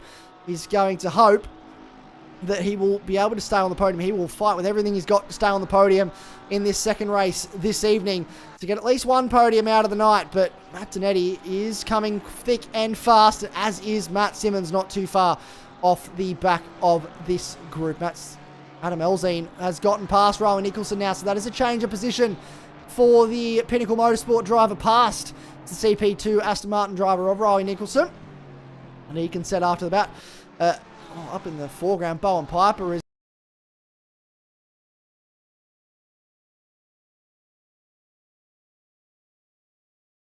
into the heel of the boot. And Aiden Holton trying to force the issue up the inside into 9. Does he get that position done? I think Max Silver's going to try and hang around the outside, but this is going on now. Bowen Piper's going to become a part of this. Friendly fire on the Defy Motorsports team now as Bowen Piper up the inside into the penultimate corner. Max Silver hangs around the outside. This will become the inside for the final corner, and he actually swoops back in front of him decisively, holds on to that position and maintains, even despite losing 5th place, will maintain 6th place. This is a spicy battle at the front of this field between multiple drivers at the moment. It is, I don't know where to look. Oh, yeah, there's so much going on. Quick update on Max. Oh, no, yeah, on we go. We are going side by side up at the front. Is that Matt Donetti going for the second place? They've almost made contact there heading into the bus stop. They're going to be side by side at the bus stop. That always ends well. Always. Watkins left. No, yeah, always. No, he does the sensible thing there. Pulls back in to 3rd place, and that's brought Matt Simmons very close indeed. He's going to be getting a bit of slipstream from the drivers ahead. That looked like a wayward car through the bus stop there. No, Hennessy did survive, sorry. No, Hennessy almost having himself a bit of sideways action on the way, and he did survive. I was going to give you a quick update on Max Honeybun. He is back up to 20th position after that early damage and contact, so he is back out to 20th. A couple of cars coming in and out of the pits. He's got Hazeldine and Farmer and Sayers not far behind them. Honeybun on a bit of a charge since that early contact, so he is back up to 20th place. He's got a couple of battles just ahead of him as well. Quadril and Tanner are pretty close, so that will be playing right into his hands. Simon Bishop and Gordon, though, 12th and 13th position. Is Bishop. He's currently having a look up the inside there. He's just been overtaken by Gordon. He's going to fight back at the position. A little bit of contact through the heel, up the hill to go. The Aston Martin still got his nose in front. He's going to have the inside line through this complex if he wants it. Come on, cameraman, please keep up with the action. Oh, and he moves over to the side and he lets Bishop through. Oh, there we go. As it is in his battle. So yeah, that's Bishop back up to 12th. Speaking of BCG1 cars, look at this. Here is Matt Simmons, ladies and gentlemen. He has arrived on the scene of the battle for the back end of the podium. This is music to Josh Truex ears, who's skipping away into the distance. And Matt Donetti is still trying to find a way past Braden Henderson, but now he has the other Matt, the second Matt of the evening for company, up the inside into the bus stop. Is this going to be a move from Matt Donetti? No, it isn't. He thinks better of it, pulls in behind, and we've had a couple interesting reports that this livery on the Audi looks suspiciously like another Audi livery that won't be named, and I'm told that definitely wasn't a strategic choice. Stop. Top 5 through the bus stop. Here we go. Holton and Silver. Holton and Silver have done themselves an absolute disservice there. They've got Hennessy now right on the back of them. So they've made contact through the bus stop. I think they're going to lose positions here. The two of them did make contact with the wall, did make contact with one another on the second piece of curbing, so the left-hand side on the way in. Bounced their way over. And all that's done is brought this group, Bowen Piper is up, Nicholson is up to 7th, Silver and Holton are now down to 8th and 9th, being chased by Hennessy. So Riley Nicholson promoted to 7th, Elzine to 6th, and Piper up to 5th place, and that battle is still going on between Piper and Elzine. Elzine buzzing like a busy bee on the back of the Mustang there, and that's playing right into the hands of Riley Nicholson. Here comes the Aston Martin driver, potentially going to get a double overtake into turn number 1 if these two can't sort themselves out through the final couple of corners. Oh, I tell you what, that's very convincing from Nicholson, not so much from Elzine. He's lost a lot of momentum there. Oh, he's touched the wall on the exit. He's gone bad. How to make a bad situation worse in a race. Touched the corner on the way out, and I tell you what, that has given Piper a bit of breathing space, and Elzine has thrown him absolutely to the wolves in the shape of Riley Nicholson's Aston Martin. We've got more Owen coming from. I see why. Here comes That's a bit of Norley. contact there, Isaac. Side by side through turn 1. Where do we look, folks? It is all happening up and down the field at the moment. There is nowhere that we can look where there isn't action. This is Holton and Silver side by side down the run towards the bus stop now. Bob Norley wants a piece of this, but he doesn't want to get caught up in an incident. He's trying to be careful. It does settle on the grass for Aiden Holton, and I thought he was going to lose it. He's done well to catch that and maintain position. I thought for sure he was gone there for a minute, but he has absolutely held that, and kudos to him. This is Riley Nicholson still on the back of this group. This is, oh look, and up the inside now, Bob Norley on Max Silver. That's another spot loss. Max Silver carrying more damage. You can see the damage to the boot of that Nissan GTR, and here is Adam Hennessy around the outside of Max Silver. Simon Bishop going to go with him, and he's getting his ears boxed here now, is the Defy Motorsports driver, just struggling at the moment with the damage that is on that car. Under braking, around the outside goes the number 2 BCG car of Simon Bishop. Will he get that position? I think he does. By the time they get to turn number 9, that is sorted, and down into 12th will drop the driver of Max Silver, Adam Elzine. Oh, that's Riley Nicholson at the front of this. So something has happened that Riley Nicholson has done a double overtake on both Bowen Piper and Adam Elzine. So he moves up to 5th. Bowen Piper drops to 6th, and Adam Elzine to 7th. At the front of the field, no change. Braden Henderson still holding off Matt Giannetti and Matt Simmons, but it is all happening further back in this field. Yeah, I did predict that Nicholson would get his Aston Martin past these two if they couldn't get this battle sorted out, and they still haven't got the battle sorted out. Nicholson has got himself a half-second, more than a half-a-second gap now as Elzine and Piper still battle away, but a great drive by him and these two. They're thinking about it into the bus stop chicane. No, he's not quite close enough. The Porsche still absolutely buzzing all over the back of that Mustang there, the two of them. Absolutely going in. You can see those two cars are quicker through the bus stop than Aston Martin. That's why the gap is closed back up then. But certainly Nicholson firmly in the driving seat for that little battle. Much like, I don't know who's in the driving seat for the battle up at the final 2 podium positions. To be brutally honest, there's half a second separating 3 drivers, and 2 of them are on the podium up there. Simmons once again having a look up the inside of Dernetti, nothing doing through the heel. Dernetti, good line taken by all of them there. And Henderson still leading this pack, but Josh Struick, another quick mention to him, he is now 5.6 seconds up the road. I did say the track temperature would suit that Porsche a lot more than it did in race number 1, and it wasn't like it was terrible for the Porsche in race 1 after Struick's performance, so it really has made this an absolute walk in the park, especially with the battle that's going on for 2nd and 3rd place, and indeed 4th, as Matt Dernetti has a look up the inside. He's got the apex. Has he got the momentum, or have they just opened up the door for Simmons to take them both? Yes, they have. Here comes Simmons up the hill, Isaac. Who is going to come out on top of this one, because Dernetti's got his nose ahead of them there. Oh, this is the opportunity Giannetti was looking for. He needed position, and he's gone for it at turn 1. The patience has run out. 10 minutes remaining in this race. Can Matt Simmons capitalise as well? Braden Henderson isn't done yet, though. He's coming back at him as they run towards the bus stop. Could they go side by side? No. Giannetti comes out ahead at this stage, and Henderson will have to settle in for 3rd place now. 2nd in this queue of cars behind. In the background is still happening as well. Elzine battling with Bowen Piper, who are losing touch with Riley Nicholson in front, who's skipping away, looking for a Pro-Am class victory this evening. Matt Simmons, though, is now the next car in line. Hopefully, Matt Giannetti, that he has passed. Braden Henderson can start to put a little bit of pressure on. He's got a fair ask if he's going to catch Josh Struick, which I don't know if he's going to at this rate. but he could pull away from this group. Braden Henderson, though, not done. Has a think about a move. Shows the nose in the heel just to say, hey, I'm here. Don't forget that I can show that nose if I want to. Matt Simmons putting the pressure on, though, as well. So if Henderson goes for a move and it doesn't quite pay off, this could open the door for Matt Simmons. What can he do through this? Can he follow what his BCG stablemate did in turn 1? And go for the dive bomb up the inside. Can he get the run off the final corner? He might just get it. That's a nice drive for all three of them. They are line astern down the front straight. 8 minutes and 50 seconds remaining in this race. It is Josh Struick by 7.5 seconds over Matt Dinetti, Braden Henderson, and Simon Bishop. The battle on your screen.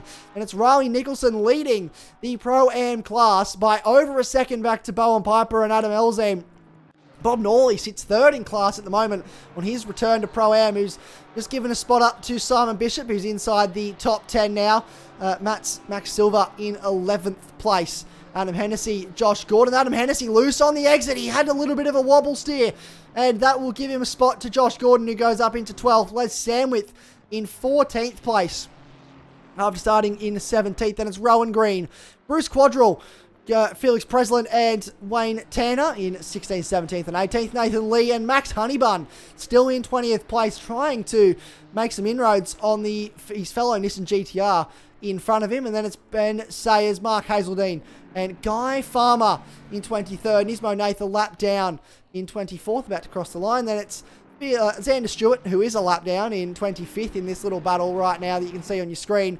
Mick Toward after that massive incident at the bus stop earlier in the race. And then Peter Sargent and Sheppers, who still is in the lane after that lap 1 result. So he will not be classified in this race. He did not complete the minimum 75% lap distance required to be classed.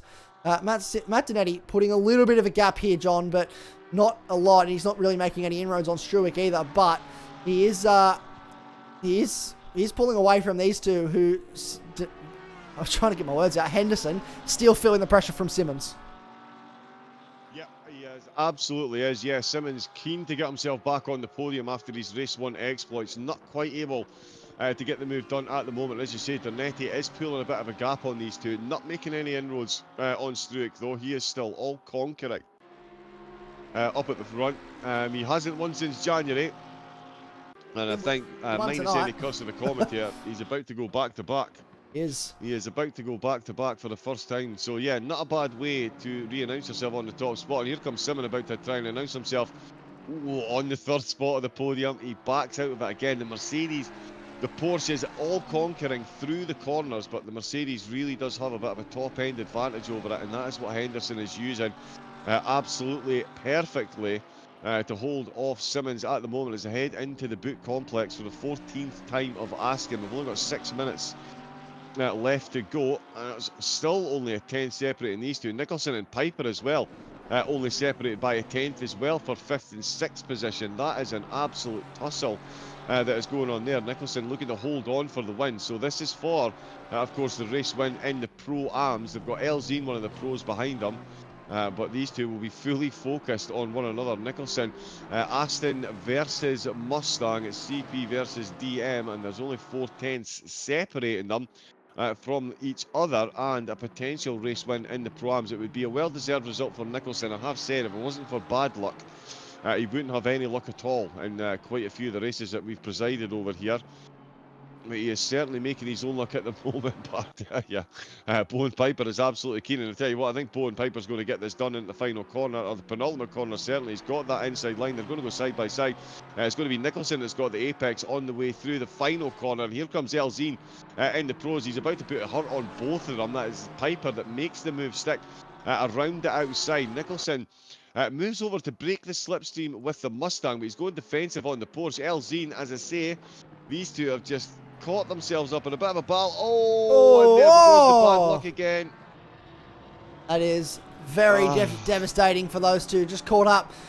That's so one. They'll get rolling once again, but they'll give up a handful of spots here to drivers. And Nordley's Nicholson gone through, so yeah, Nicholson now 3rd place in the Pro-Ams, and I think Gordon is catching up as well. Nicholson might be ejected from the Pro-Am podium after that, because I tell you what, here comes Gordon, another Aston Martin. He swoops to the inside line. Nicholson trying to get as much momentum as he can into the bus stop chicane.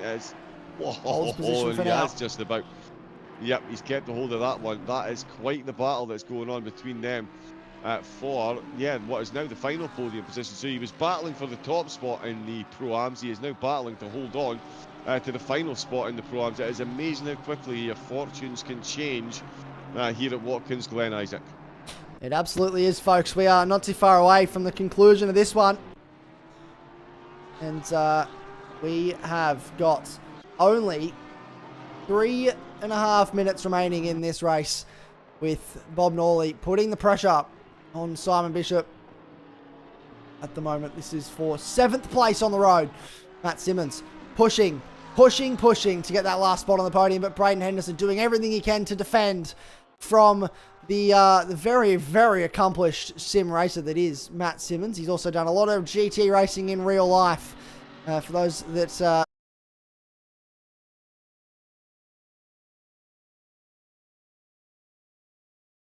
2015 or 2016 on the Gran Turismo series, or the Driver Academy series, much like if you watch the movie Gran Turismo, Jan Mardenborough.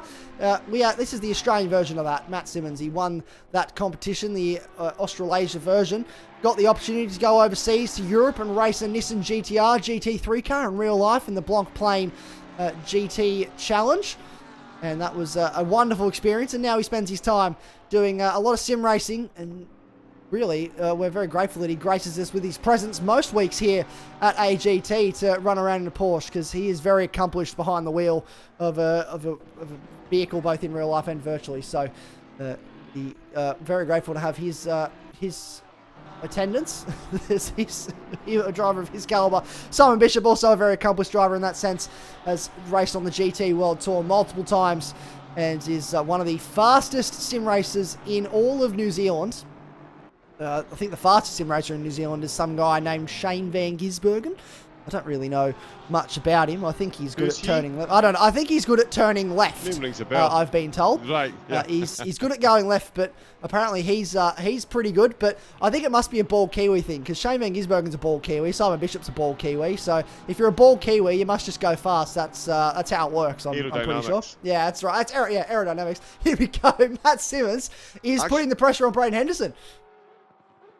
He is indeed, yes. Simmons going for a move on Henderson. He's only got a minute and a half left. When they've made contact on the way to turn number 1, the Mercedes not fully aware that the Porsche was there, and that is going to cost them that position, and that is Simmons back on the podium. Interesting little nugget of information. Per head of capita, the fastest sim racing country in the world is New Zealand. Oh, there you go. And that's all because of Simon Bishop. That's Simon Bishop. That's just Simon Bishop carrying the team there. Simon on his own. And that Shane Van Hamburger guy that also does okay on occasion. I thought he was Australian. Did you all not claim him? Oh, we tried to, but they wouldn't let us. They put a Kiwi flag on him. Okay. That was that. But okay. we'll claim Simon Bishop if we can. We'll try our hardest to. Anyway, Max Silver under pressure at the moment from Les Sandwith as they run side by side down towards the bus stop. They're going to go side by side through here. I think Max backs out of it, and he does. Lets LJ go up into 12th place for Les Sandwith. This has been a brilliant race for him. 5th place in class. Big power slide for the Nissan GTR. And Braden Henderson trying to stay with the man that's on the podium now, but I think it's going to have to be so close yet so far once again this evening for Braden Henderson. You'll have to settle for 4th place. Adam Elzine trying to put some pressure on Simon Bishop, who in turn is trying to put some pressure on Aidan Holton. So the back end of the top 10 still unresolved. Simon Bishop goes defensive. And the leader is now on the final lap of the race. So we have commenced the final lap, folks. Adam Elzine going to go for a dive up the inside here. Thinks about it, not close enough on this occasion. Bob Norley lurking in the background here of this battle. And Josh Struick once again commences the final lap of the race, but we are still yet to resolve a handful of positions, including this spot in the back end of the top 10. Can Simon Bishop gain another spot? Can Adam Elzine upset Simon Bishop here and get into 7th? We will find out as they cross the line to start the final lap of the race. Big defensive from Simon Bishop into turn 1. He saw that move from Adam Elzine coming and he covers him off. And he's almost covered himself off the track there. He's gone a bit too defensive, and Elzine is going to say thank you very much. An uncharacteristic mistake there from Simon Bishop, and that sees him drop a position on the final lap. That is Bishop now back down to 8th place. Elzine up to 7th. I tell you what, Halton in the foreground, he will be very happy to see that battle going on in his rear view mirror. But Elzine, he has got an almighty task now to fend off the Audi. Although I tell you what, it might actually be the other way around. Maybe Bishop is going to have a task fending off Norley, because Norley has closed right up onto the back of this one, so it looked like it was going one way. It is now going the other, as you would expect, I suppose, here at AGT. It never comes out exactly the way you think. All we know is we're going to get phenomenal racing from start to finish. And again, speaking of phenomenal racing, as we jump on board with them, Josh Struick hasn't won here since January, Isaac. He's only gone back-to-back, 2 race wins, absolutely dominant. Pole position, both race wins, both fastest laps, and that Porsche absolutely flying tonight as he takes the checkered flag.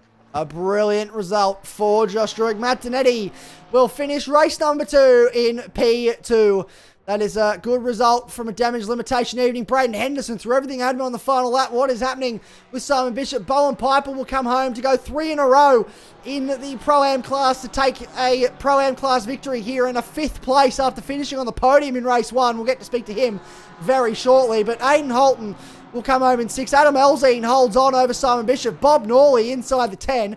Riley Nicholson finishes in the last spot inside the top 10, then Josh Gordon, and in what has been, in a fair while, in recent memory, the best day, the best race for Team XV, Les Sandwith comes home in 12th, a 9th and a 12th for Team XV. That has to be probably close to their best result in AGT as a team in history, so a great drive for the two of them. Rowan Green comes home for his best result of his AGT career in 14th, Adam Hennessy 15th, then Bruce Quadrille, Wayne Tanner across the line in 16th. Felix Preslin, Max Honeybun got a spot in the end to finish 19th inside the top 20. A great drive from him after that early incident. Nathan Lee home in 20th spot from Sayers. And Nismo Nath, who had that drive through early on, will come home in P22. Mark Hazeldine still rolling to the end of this one. Guy Farmer, Michael Toward, Xander Stewart, and Peter Sargent crosses the line to finish out that race. But our podium for this one, folks, Josh Struick from Matt Donetti from Matt Simmons. So Matt squared on the podium tonight.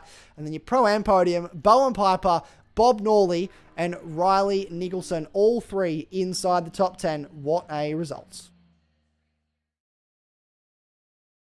What a finish to that race, folks. A electric finish, as always.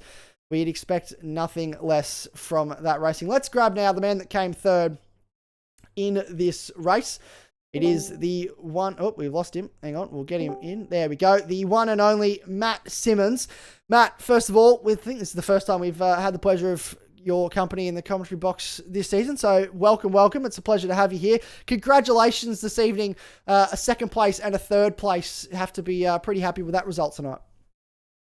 Yeah, I'll take that. Obviously, Suzuka, I forgot the memo on when I got the win and not doing an interview. So nice to be back. Yeah, tonight's been a good night. It was the first race was intense with Jeesh. Hopefully, echoed the same sentiment. It was yeah, within a tenth the whole sort of race, lap by lap, and yeah, felt pretty good after that. Quali for the 2nd race, just bottled the last 2 corners. Got a bit too confident and just lost it all. So that put me behind Henderson. Fair play to him on his quali lap, and then played a little bit too safe in the first corner. Donetti, we know how Donetti is. No, I'm kidding. He sent in the last corner in the first one, and got around the outside, and then I was quickly back to 4th. And then, I was struggling on the first lap, actually, and the last corner just didn't factor in for dirty air. Did a little bonk on the wall, and then Max went past. I knew that would be hard, being the Nissan and the Rocket is in a straight line. So, just had to wait for a slight mistake, which happened. He almost, I think, sent himself to Narnia in the second last corner. which allowed me to get through. And then I got the popcorn out, enjoyed the battle between Donetti and Henderson. It was a cracker battle. Just watching it and making sure I didn't hit them while they were having fun. And then I was able to have a good go with Henderson the last few laps there, and I only just made it towards the end. To be honest, my tires were pretty shagged by the end of it, for all that battling. So stoked to get a second podium and an all round good night. Well, yeah, well, you've sort of answered my question for me. I was going to ask you about the tyres. That we spoke to Jeesh at the end of race 1, and he said that he felt like the Porsche especially was very loose towards the end of the race with the tyres. Were you feeling much the same, like it was planted at the start, but as the race wore on, the tyres were wearing a fair bit?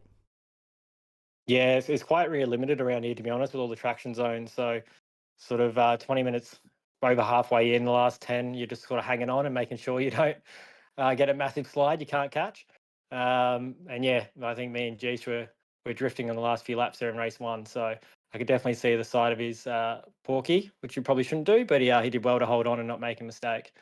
But yeah, it was definitely tricky. I think all of us were in the same boat towards the end of both those races. So it made it exciting.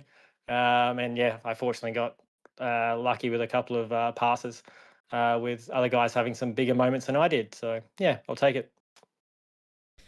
Yeah, awesome. Well, I was going to see if, John, you had any questions for Matt Simmons. Obviously, as Matt said, we didn't get to chat to him at Suzuka with when he won the first race, but we have the opportunity now to ask him anything we want to ask him, really. We've got him all to ourselves.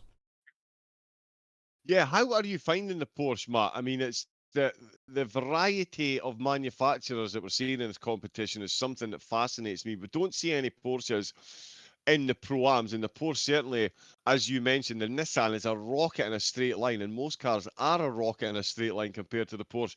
So what was your thought process behind picking the Porsche, and how are you finding it over the courses that we've had so far, and indeed the ones that we've got coming up? Yeah, look, to be honest, well, I've done a fair bit of the Porsche back with the NZ Enduros, so and other races as well. So I've always been a bit of a Porky fan. So it kind of suits my style of driving with the MR and it's sliding a bit and being quite on the nose. So yeah, the trickiest part is just trying to make sure it handles curbs, which is quite tricky here with the bus stop. But if you can get the setup working for you, it's okay. And yeah, it's the best part about this series is the amount of different cars and everyone's stronger in different areas. I'm not going to lie, it gets pretty frustrating, but that's a part of it, right?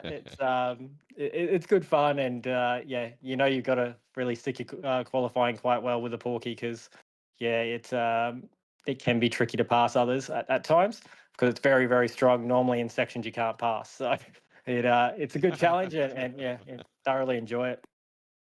Yeah. Yeah, absolutely. very much the in the dictionary definition of Porsche problems. I believe that call them they call that, Matt. But yeah, phenomenal results for you this evening. As you say, the Porky not the best in a straight line, but doing well tonight and back-to-back podiums, no mean feat. So yeah, huge congratulations from me again, Matt. I appreciate it. Thanks, guys. Hopefully we can keep this going. I missed the first round, so I've got to try and catch up to the boys. I think Jeesh is long gone with his consistency and getting these wins, so I'll try and do my best to try and get as far up as I can towards the end of the season. So yeah, enjoying the battles with everyone. Absolutely. Are we? I'll put you on the spot here. Are we seeing you for the Sunday Enduro in a couple of weeks' time? Yeah. I haven't really looked at it yet. Let's go yes for now. Yep, I'll give it a crack. No, I've been enjoying it. Whenever I'm available, I'll try and have a run. So yeah, let's put me down for now. Yeah, wonderful. Well, we'll hopefully see you at the Nürburgring in a couple of weeks' time. But congratulations, mate, as always, and look forward to hopefully chatting to you much more throughout the rest of the season. Appreciate it, guys. Thank you. Well done. Cheers. That is Matt Simmons there. And now we're going to steal the man that came second place in this race. But I feel like saying he came second doesn't really highlight, John, what he achieved this evening. Starting from the back of the grid in race number 1, you finished in 5th. Matt Donetti, welcome into the booth. First of all, probably feels a little bit bittersweet, I guess, not winning the races this evening, but coming from the back of the grid to finish 5th you have to feel pretty good about that. Oh, nothing bittersweet. The car was dreadful, as you would have seen with Simon. So I'm actually quite stoked.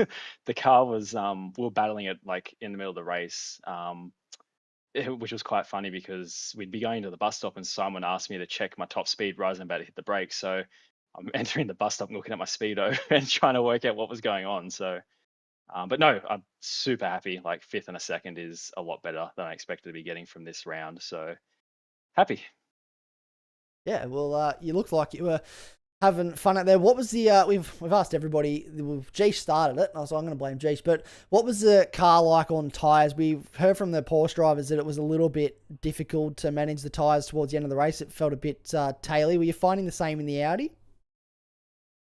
To a point. It's hard to say because I like to take a lot of effort in keeping the tires in a good window, which I think actually hurts me at the start of a race. That's why I tend to lose a bit of time. So by the end of the first race, there wasn't really much issue because I couldn't actually push the car as hard as I wanted to, obviously with the traffic and stuff. So those tires were still practically brand new when they came off the car. But the second race, I could still do high 44s at the end there. So I didn't have too much drama with the tires.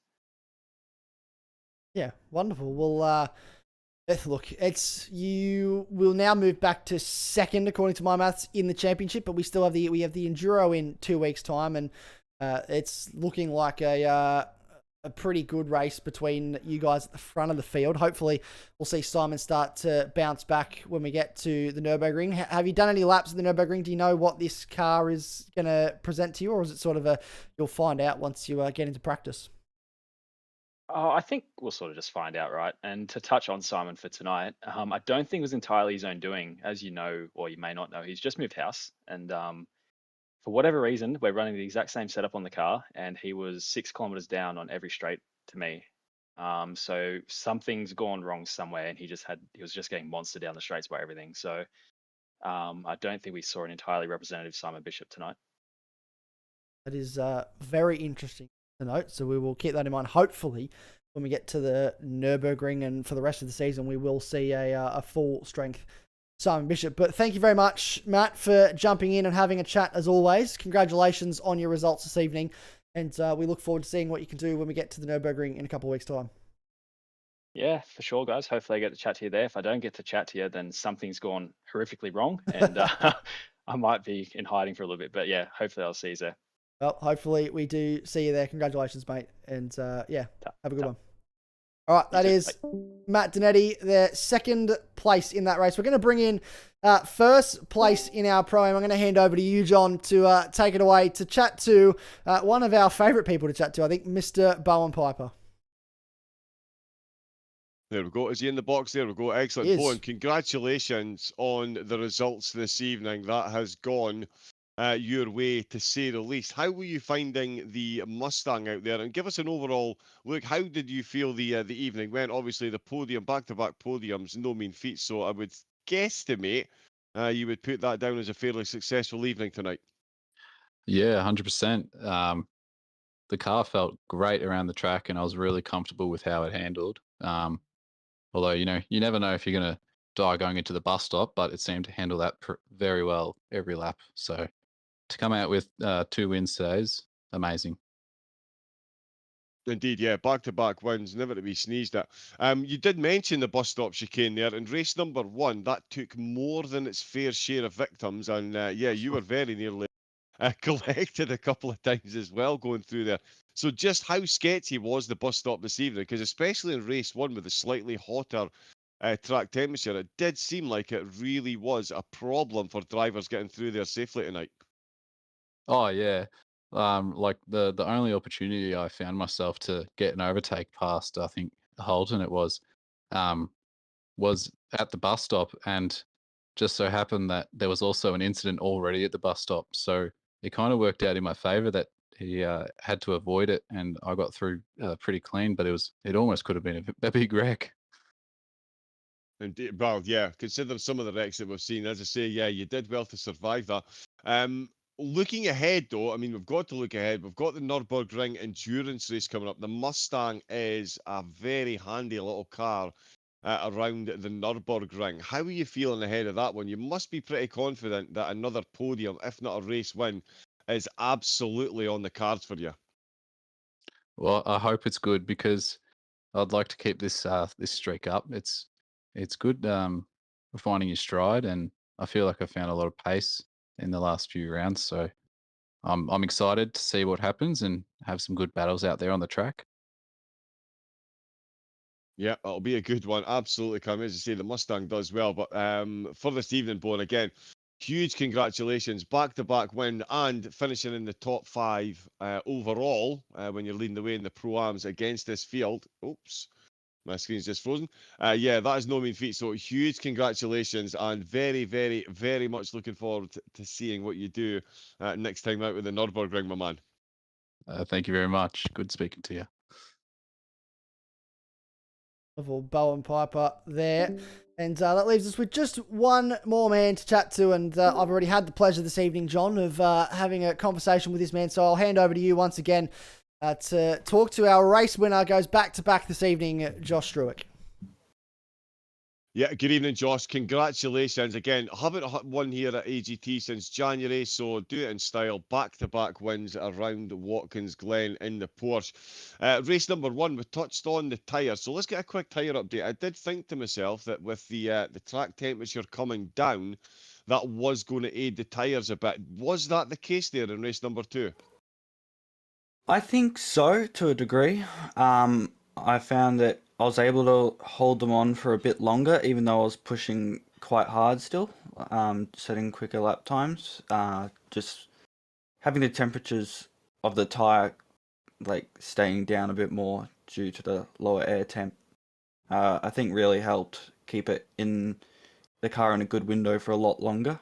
Took probably 5 to 10 minutes extra for the tyres to really fall off in that second race. So yeah, I think that did help. Right, okay, and we saw it in qualifying. I mean, I'm looking at the qualifying results from race number 2, and if you were to show me those qualifying results and then tell me that the race winner ran away with it by 7 seconds, yeah, I mean, that seems like a big ask. You were absolutely dialed in the second race. Did you expect the second race to pan out the way it did, given, well, I mean, the top 4 in qualifying there, less than just over a tenth and a half separating 4 cars. You came home with a 7-second gap there at the end. Was that how you expected that to play out, or were you expecting a much tougher night at the office there in race 2? Yeah, I was expecting it to be a lot tougher. I think Henderson struggled a bit on tyres, which really helped me. I think, especially with the first lap battle as well, if he was able to keep ahead of me, well, get the position, I think my night would have been a lot tougher, especially with the top end of that Merc. Yeah, we did mention that a few times tonight. The Porsche not blessed with top-end speed, but it certainly is nimble through the corners. That is, of course, the last checkered flag we see before the endurance race next time out at the Nürburgring. The Porsche, not too bad at the Nürburgring. There are certainly quicker cars with the longer straights. How are you feeling going ahead, going into that one? I haven't driven the Nürburgring, like the GP layout on this game yet, but generally I do quite like it. I think there's enough twisty corners for it to be quite a decent track for the Porsche. I think it's a good endurance car. So I think during the race it might come into its own a bit more than some of the rounds. Maybe not as good as it was here today, but yeah, I'll see what we can do. And yet, one last one for me as well, actually. I mean, the championship, you're looking very good in the championship. I know we're just short of the halfway mark, but I take it you've got your eye on that top spot for the end of the season. No, I mean, yeah, of course, that's what I'm fighting for, but you have to take it one race at a time. There's no point thinking about the championship when you still got each race to go. You want to always try and win every single race and not get caught up in like the long term. Yeah, very sensible approach. Very sensible approach. That's absolutely how it was done. Well, listen, Josh, absolutely fantastic work again tonight. As I say, to end your winning drought with back-to-back wins here at Watkins Glen, absolutely no mean feat. in this field of drivers. So huge congratulations, and absolutely cannot wait to see what you can do next week and next time out in Germany, and of course for the rest of the season. All right, thank you. Josh Struick, and yeah, what a result for him this evening. He caps off a brilliant round with 2 back-to-back victories. That'll pretty much do it for us this evening. If we draw to a close, we have a look forward to what is next up. So the German Grand Prix, Sunday, the 12th of April, qualifying on the Friday night, the 10th of April. So mark your calendars for that one, folks. 2 weeks' time, we go racing at the Nürburgring GP layout. We've done the Nordschleife. It didn't end particularly well last time we did it, so we've decided no more. We're just going to stick to the GP layout, and that'll feature for the first time in AGT GT3 seasons. 3-stage quali. We're very famous for our 3-stage quali. The way we do it is similar to that of pretty much everywhere around the world. We do 2 knockouts and then a top 10 shootout. And every single time we do a top 10 shootout, something magical happens. So I'm looking forward to seeing what happens at the Nürburgring this time around. Then it's a 120-minute long race, so a 2-hour race taking place on the Sunday. Pit stop will be required. How many pit stops, though? That will be the question. With variable weather and with a longer race, anything could happen with that weather. I don't know about you, John, but I am looking forward to seeing these cars go for 2 hours around the Nürburgring. Oh, yeah, absolutely. I mean, if what we see in 30 minutes gets magnified over the 2 hours, you throw in a couple of pit stops and things in there as well, because there's always, and this isn't courtesy of the commentator, this is preemptive, there will be drivers that will violate the speed limit in the track, in the pit lane, find themselves in the back in the pit lane for a drive-through, and that really does shake things up around the Nürburgring. So, yeah, to see them out for 2 hours, and especially, as you say, the qualifying is magical. You need to be on point for that qualifying session to get yourself through to the top 10 shootout. If you don't, you could find yourself in trouble in the race. But with it being a 2-hour race, you've got plenty of time to make it back up. And from what we've seen in these leagues tonight, I mean, one Matt Dernetti, if he can make up 17 positions in a 30-minute race, who knows what some of the other drivers can do in a 2-hour race, Isaac. I'm absolutely here for it. Absolutely. I am very much here for it too. But for now, that will be all we have time for this evening. We thank you so much for your company once again. It has been an absolute pleasure to bring you round 4 of the AGT ACC GT3 Championship, our 3rd season, powered and brought to you by TrackSpotTV in partnership with AGT TV. If you need any broadcasting needs, head over to www.trackspot.tv and head to or have a chat to the crew over there. John and George, both lovely people. And if you're interested in commentary, you think you might like to give it a go, head over there as well. Give them drop them a message, give them a chat, and I'm sure they'll be able to get you on board. But for now, that is all we have time for. On behalf of myself and John and everyone here at AGT and TrackSpot TV, we thank you for your company. We'll see you in 2 weeks' time at the Nürburgring for that 2-hour enduro. Until then, stay safe and goodbye.